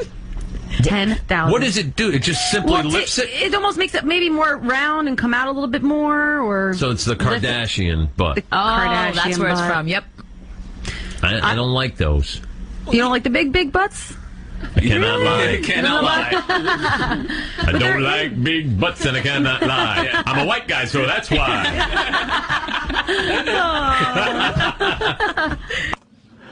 And then it went to traffic. Wow, he killed with that one in the room. He laid in wait. There's supposed to be a joke. Yeah. Oh, I think that was. I think that was it. He was doing some pop culture. Can you reference. tell by them laughing like that? Do you think they're told before the show, like, look, when happened? Todd makes a joke, Let's keep it fun. Right. you guys need to laugh. All right. Still waiting for Scott Shannon to call, the King of Jocktober. That's a good title to have, the King of Jocktober. Uh-huh. Yeah. What's happening?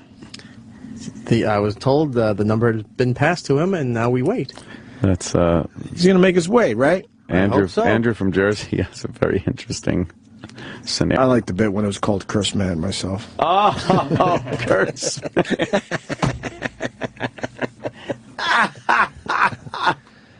Vic's funny. But it's a little forced. But yes, when it's in that format with the production and the big intro, it's like. When I was checking in on the feed, I heard the middle of that. I went, "Oh my God, this is horrible!" And then I played the whole thing back, and I was like, "Oh, it's right." And you were right. It was. Whatever. I'm not going to beat up Vic. No. Let me say hi to Bill in Georgia. Bill. Oh, Bill. Hey guys. Hey.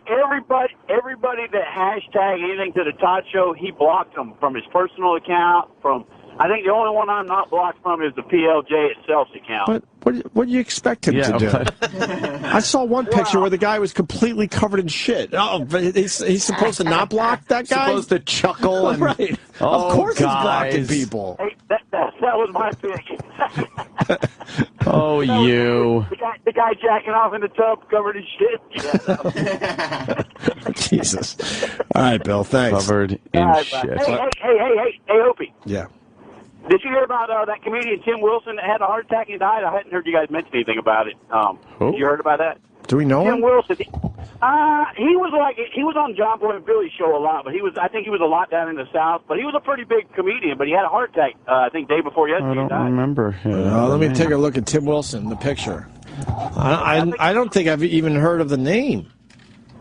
He was on John Boy and Billy a lot for years. I heard him years ago before I ever found you guys, and he was on there for a long time doing stuff with them.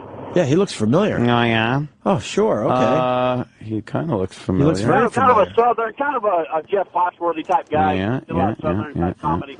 Well, right. Yeah, he wasn't very old, I don't guess. Godspeed. All right. Thanks, Bill. All right, man. See you. All right. Eric, I guess it's going to be a bust. We got 28 minutes left. No, but that's at 10:30. We're not going to take the call at 10:30. All right, he has 25 minutes left. He's got like 15-ish. Yeah. Because we need a good 5 minutes with the guy. Exactly. Maybe 7. I don't know if he's ever talked 5 straight minutes on the radio. It's gonna be a I'm stretch for him. exhausted. All right. Well, there's the Todd. Well, no, I'm not doing it. I'm not even going to start. No. Oh, no. Oh, no. I'm not doing it. No. Phone scam time. All of No, it's not. It's not time. No one is saying it's time. Phone scam time. No one is saying phone scam time. What a fucking Todd. Ugh, this one's different. What? His friends make fun of her because she's 30 years old. She's never learned to ski. She's talked about it for years and finally made the decision to find a ski instructor and learn. All of her friends ski. She was left out. But they're like, you really at 30. Yeah, it's time. I'm like, this, what, 30? Well, what the hell? You're just getting going. What the hell? Lucky for us, we got a hold of her before she could find a real ski instructor. This is called the Snow Pro. Uh-oh. Is it called that? Hello. Why are we doing this? Hello, this is... Oh, you want the name? This one's different. Look for Meryl. Marie. Okay. My name is Norris Ski Paul Slavenstein. Okay. I'm the ski strasser. Oh, okay. Yeah. Okay. You called up for lesson, yeah? I did. Yes, I did. Yes. Why you wait so long for? Oh. I just now kind of had an interest in it, and I wanted to get into it, and I know that I'm a beginner, so I needed some help. Wow, you're old, no? Why you wait so long? I thought it was like sort of a take on that Billy Crystal. Yeah. All right. You look marvelous, guy. Here you go. So, Get rid of that whatever. shit. And lots of music and commercials. I went to take a break, and when we come back, the king of Jocktober himself might be on our show. We'll see. Scott Shannon, we'll see. Yes, stay there. Well, this could be awkward. Not at all. We got a legend on the phone line. Yes. Mr. Scott Shannon. Scott. I think this proves that I'm an effing idiot. I am an effing idiot. Not at all. Let me just read this to you. All right. All right, go ahead, Scott. Hello, we were wondering if Scott would be available for a phone interview with Opie and Anthony to promote your debut on your new station. Mm-hmm. Right. It would be a total serious interview and not an attack or anything negative. Who the hell would write that? Wow. Nagel wrote... Nagel. You think I'm an effing idiot? Oh, they've been a supporter of Scott's and respect what he He's laughing. What are you, crazy? I used to listen to you guys all the time when you had the old show. Remember you made a star out of Jay Moore? Yeah, Yes, of course. yes. Yes, we did. I listened to going home every single day. Oh, no. Wow. Why weren't you this funny on the Scott and Todd Show?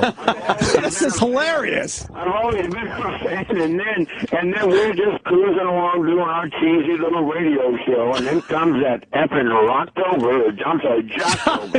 Jocktober, right? Oh, no. We gotta have 5 people on the website trying to get all your friends. All these guys have got nothing better to do but sit in their little trailer masturbating. Calling Scott and Todd homosexuals. You fags. All right. And we're sitting in the car. We're just trying to do, a little radio. Of course, but you know how it is. You get bored after a while. Best we could possibly do it. Here comes Zamboni boy from Dubuque, Iowa.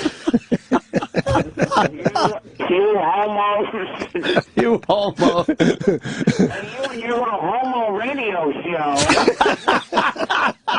What a bunch of assholes. What the hell, Scott? Oh. But what happened to you with Scott and Todd? You're hilarious. It just finally ran out. That was all. It was time to do something different. Yeah, time to move on. As you guys have been so polite to point out, and I'm not a kid anymore.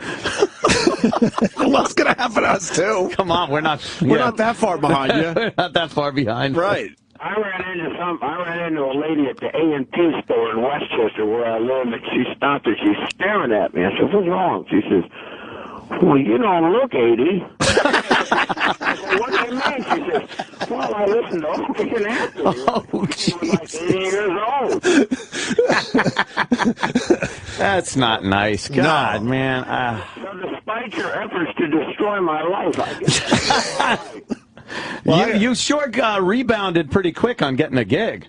Well, I did they were going to do like a full week of, the crap where you play back the stuff. Oh, God. Right. I walked in on a Thursday and said, tomorrow's the day. That's it. I'm getting out of here. Yeah. You take over. You put your new show together and do it. And, plus, you know what the weather's been like here. So I said, I'm getting out of here. I went to Florida for a couple of weeks and just kind of hung out on the golf course and just relaxed and figured out what I wanted to do. Yeah, no one leaves radio like that. You usually just get fired. Well, you hear that all the time. It's kind of weird because what they say, what's the deal? Once you retire, there's only one more major event left in your life. Yeah, that's true. So as long as you keep working, maybe you can push that one off for a little while. And I'm like you guys, I don't have any other skills. No, we barely have this one, Scott. Wait a minute, was Anthony used to put in air conditioning? Yeah. Yeah, I played golf with his doctor, and he used to work on my office, and he was so proud. That was his claim to fame. Yeah, I probably worked on everybody's office out on Long Island. He said he was always funny, even when he was putting in the vents. Yeah, I'd crack him up in the attics. I got to tell you, I think we just turned into Team Scott. Big time. Oh, we're on Team Scott. Like big time. I don't mind, Monday, you start your show Monday? Yeah, I'm on Monday. I called Peter Chris, the guy from Kiss. I said, "Why don't you come on my show? Let's talk a little bit." He said, I live 90 miles from New York. I'm not driving in. I said, nobody asked you to have to drive in. There's a phone. I can talk to you. Yeah, exactly. And we got some other people checking in, so it'll be, Scott, I got to tell you, my pal, Brother Weeze, made me feel really guilty. I guess we're talking at this convention, one of those stupid radio conventions. Yeah. And Weeze is up there, and he takes the whole thing over. Oh, for God's sakes. Yeah. I think he about half cleared the room out. Women were leaving, and old men. Killed the room. Right. Talking about, they want to be the story, because I think he's only got about 5. Right. The story about he took the Viagra in his boner was up in the air and all that. Oh, I got pictures if you want me to send it to you. I got actual pictures of Weeze with a solid boner. Very impressive. He probably has him already because he's a homo, remember? Oh, that's right. Yeah, Scott's got him already. I got an ID card, homo, from S&P. Homo. But Weeze goes... He was talking about being friends of yours. I said, which one of those sons of bitches hate me? I said, I'm not a bad guy. I don't, oh, man. I haven't killed any puppies. You know? Nice enough guy. I think Brother Weeze questions his friendship with me all the time. He's always sitting me down and trying to tell me, man, why Scott Shannon? I'm like, I don't know. We were bored, Weeze. What do you want from us? You know what he says to me? He says, I'll take care of that. I said, no, you're not. That'll just make it worse. Don't even mention it. Don't mention it to him.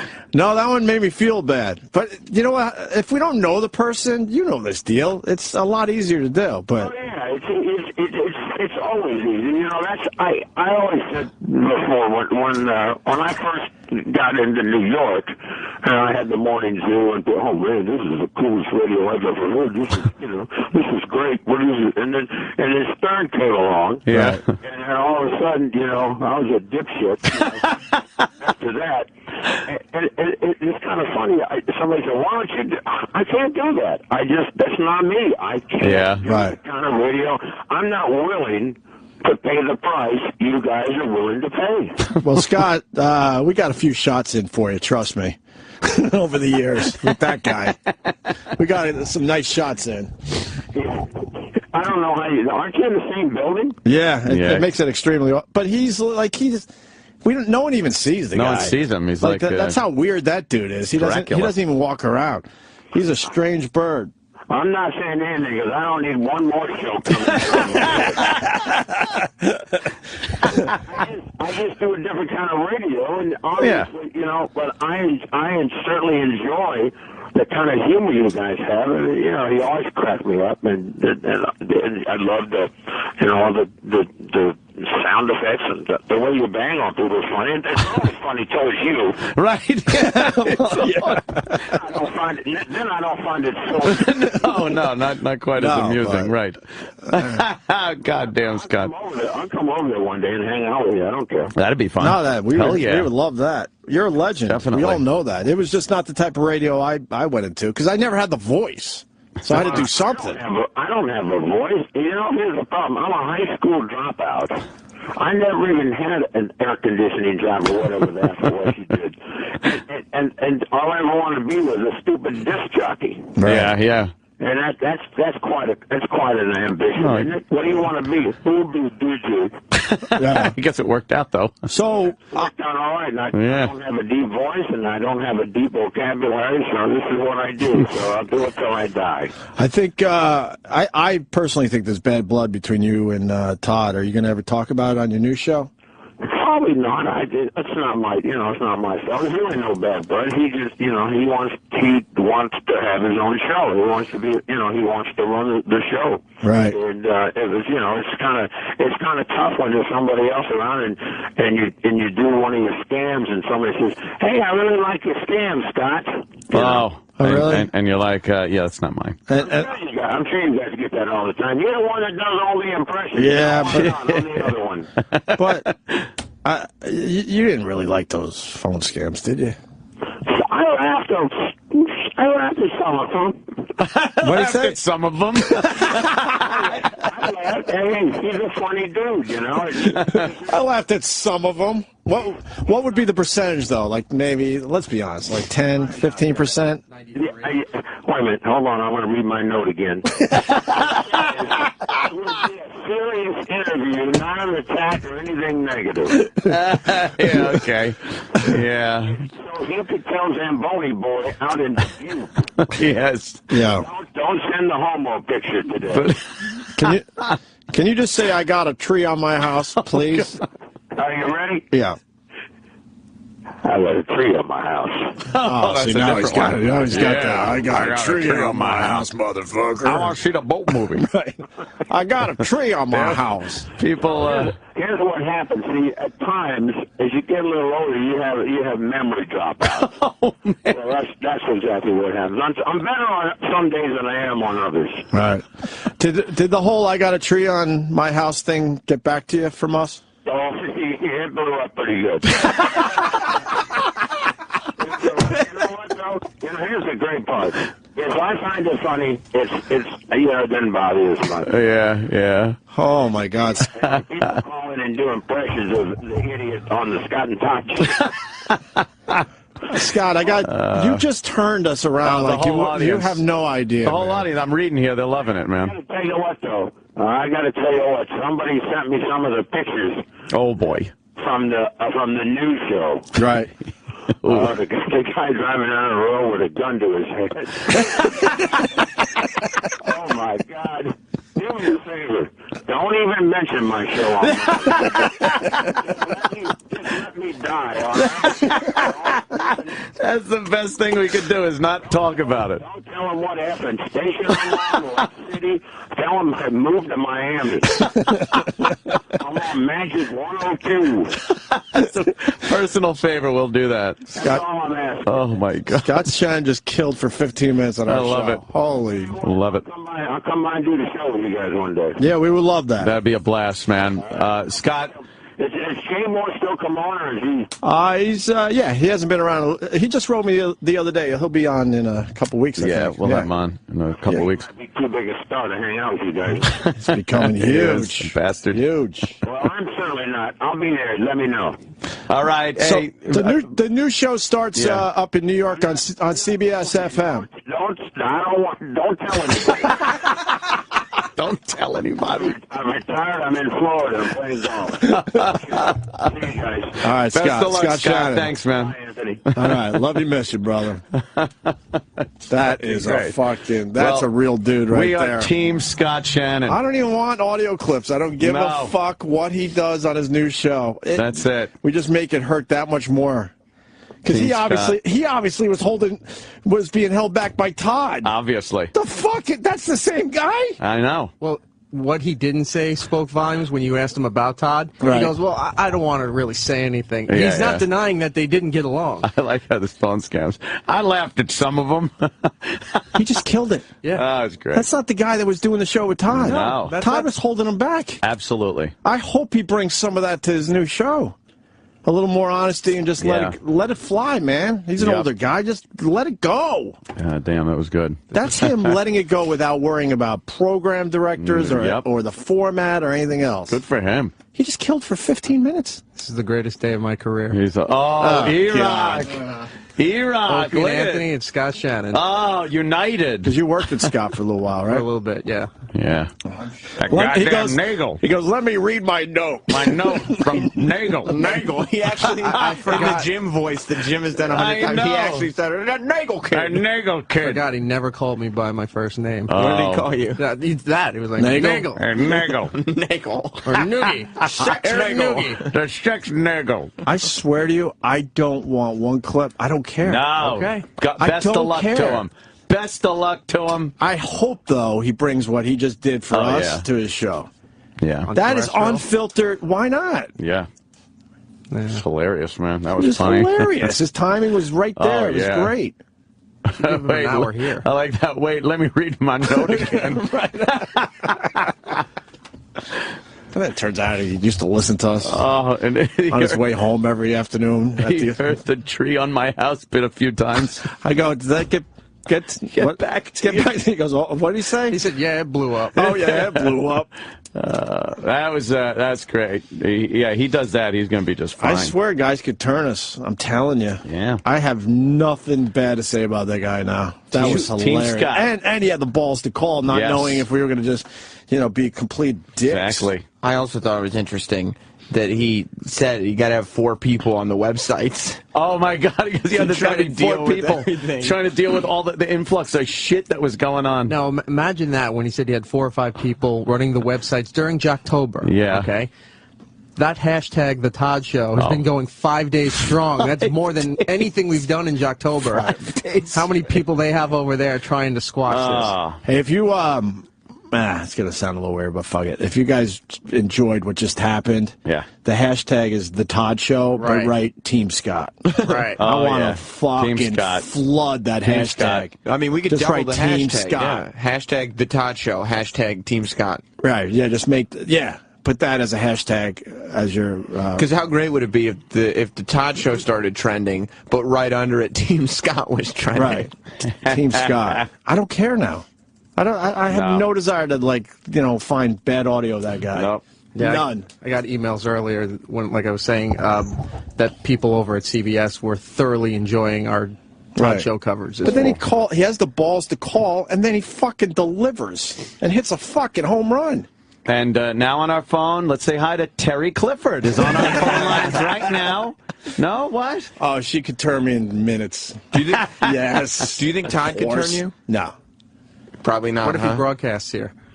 Because he's such a... You know what? We hate half the place already. He's off as a douche. Yeah. I don't know. No, not really. Because that was the second turn you guys took just this week. Oh. Isaac? Boom. Isaac turned you guys. Yeah. Ted Lange.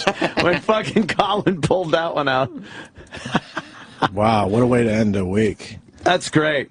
Good for Scott. Good for Scott. Monday, wish him the best. Yeah, on the golf course, because he doesn't want us to mention his new show. What the hell's this? I don't know. Oh, wait a minute. What? What? Is that one of yours? No. Oh, so why are you saying wait a minute? I thought it was. Hold on. Who is that? Who is that? Well, I don't know. Oh! It's Taylor. Vanderpump Rules! Vanderpump! Who is she? Vanderpump! I don't... You want to say hi? Yeah. Hi. Vanderpump! Vanderpump Rules! How are you? Just want to say hi. Just saying hi. I forgot her name though. Shayna? Hi. Shayna? Ask her. What show are you doing? No, Vanderpump Rules. I was just doing Taylor's show, now I'm just hanging out. Oh, you're just hanging out? Yeah, nice. Did you have fun? How's New York? I heard you moved to New York. I love it. You love it, huh? Really? Love it. And your boyfriend works here, I hear. Yes. See, we know about you. We know about you. She's part of Vanderpump Rules after Beverly Hills Housewives. Yeah. New York is the best. Oh my God. Is it really? Being so Come on. Yeah, it is cold. Look, we got you on so mic. cold, I can't take it anymore. Are you guys, Taylor, you're friends with her? Or you just met today? No, this is my bestie. This is Seriously? my only girlfriend that I have out here. Really? True story. Yeah, so when I'm bored, I just invite myself over to her apartment. Yep, and we drink wine. Why'd you move to New York? Because now you can't be part of Vanderpump Rules next year. Well, who's going to say that I'm not going to do something better? Hence moving to New York, right? So you might have some Career irons move. in the fire, as they say. Career move. Nice. Things are cooking. Very cool. How's Lisa to work for? She's tough. Yeah. You know. See, I know these Freaking shows, boss. Ed. I know these shows. I know. A little bit. I kind of goof on him a little about it, but it comes in handy They're the when best. you're walking down the hall and he's like, They got hot broads. broads. Got hot broads on those shows. Hey, congrats, you're a hot broad. Hot broads. We just wanted to say hi. We're going home. Fuck this. Yeah, we're getting out of here. You guys are still on? I know, right? I know. 10:30 now. Yeah. Oh, you do? Why? Who said? We start start at 6:30. later. Oh, I'm so jealous. A little more sleepy. You gotta work it out. Early We riser, start are at you? 6:30. Early riser? I'm an early riser. Yeah. Did you get in trouble? Oh my! Oh, did I get in trouble? You yeah, did, I got in right? trouble. But I mean, But that's bullshit. we smoothed it over. It was so fun. We smoothed what with Twato? Yeah, of course. Oh my Did you tell her? What happened? Lady Di. Don't forget about Lady Di and her. We her had baby this. dad. We had a holiday party, and we invited everybody because we're nice and hospitable. They had that, an open friendly. door, Yeah. just come in and do the show. And we had a lot of so- crazy people on our show that day. Crazy people. So I said, bring whoever you want. Bring whoever you want. And he was like, oh, bring whoever I want? That's a challenge. I was like, I can handle anything. I can handle anyone. So he brought over this woman named Lady Di, who was just like a full-blown alcoholic with the greasiest hair ever. She was disgusting. Something I've ever heard. Full-blown alcohol. Then he brought over this woman named, Twato? Sandy Kane is her Sandy Kane. name. She's an old peep show performer. She's Yeah, about she had 70. a green wig on. Right. And she smelled like... Can you show her what? Oh my God, that's terrifying. Yeah. No. Well, that was the day we dressed her up as Britney That's like a Spears. nightmare. But show her, go to the money shot. Twatto? Yeah, you have to. Oh, no. You have to see Twatto. You just have to. What? What is it?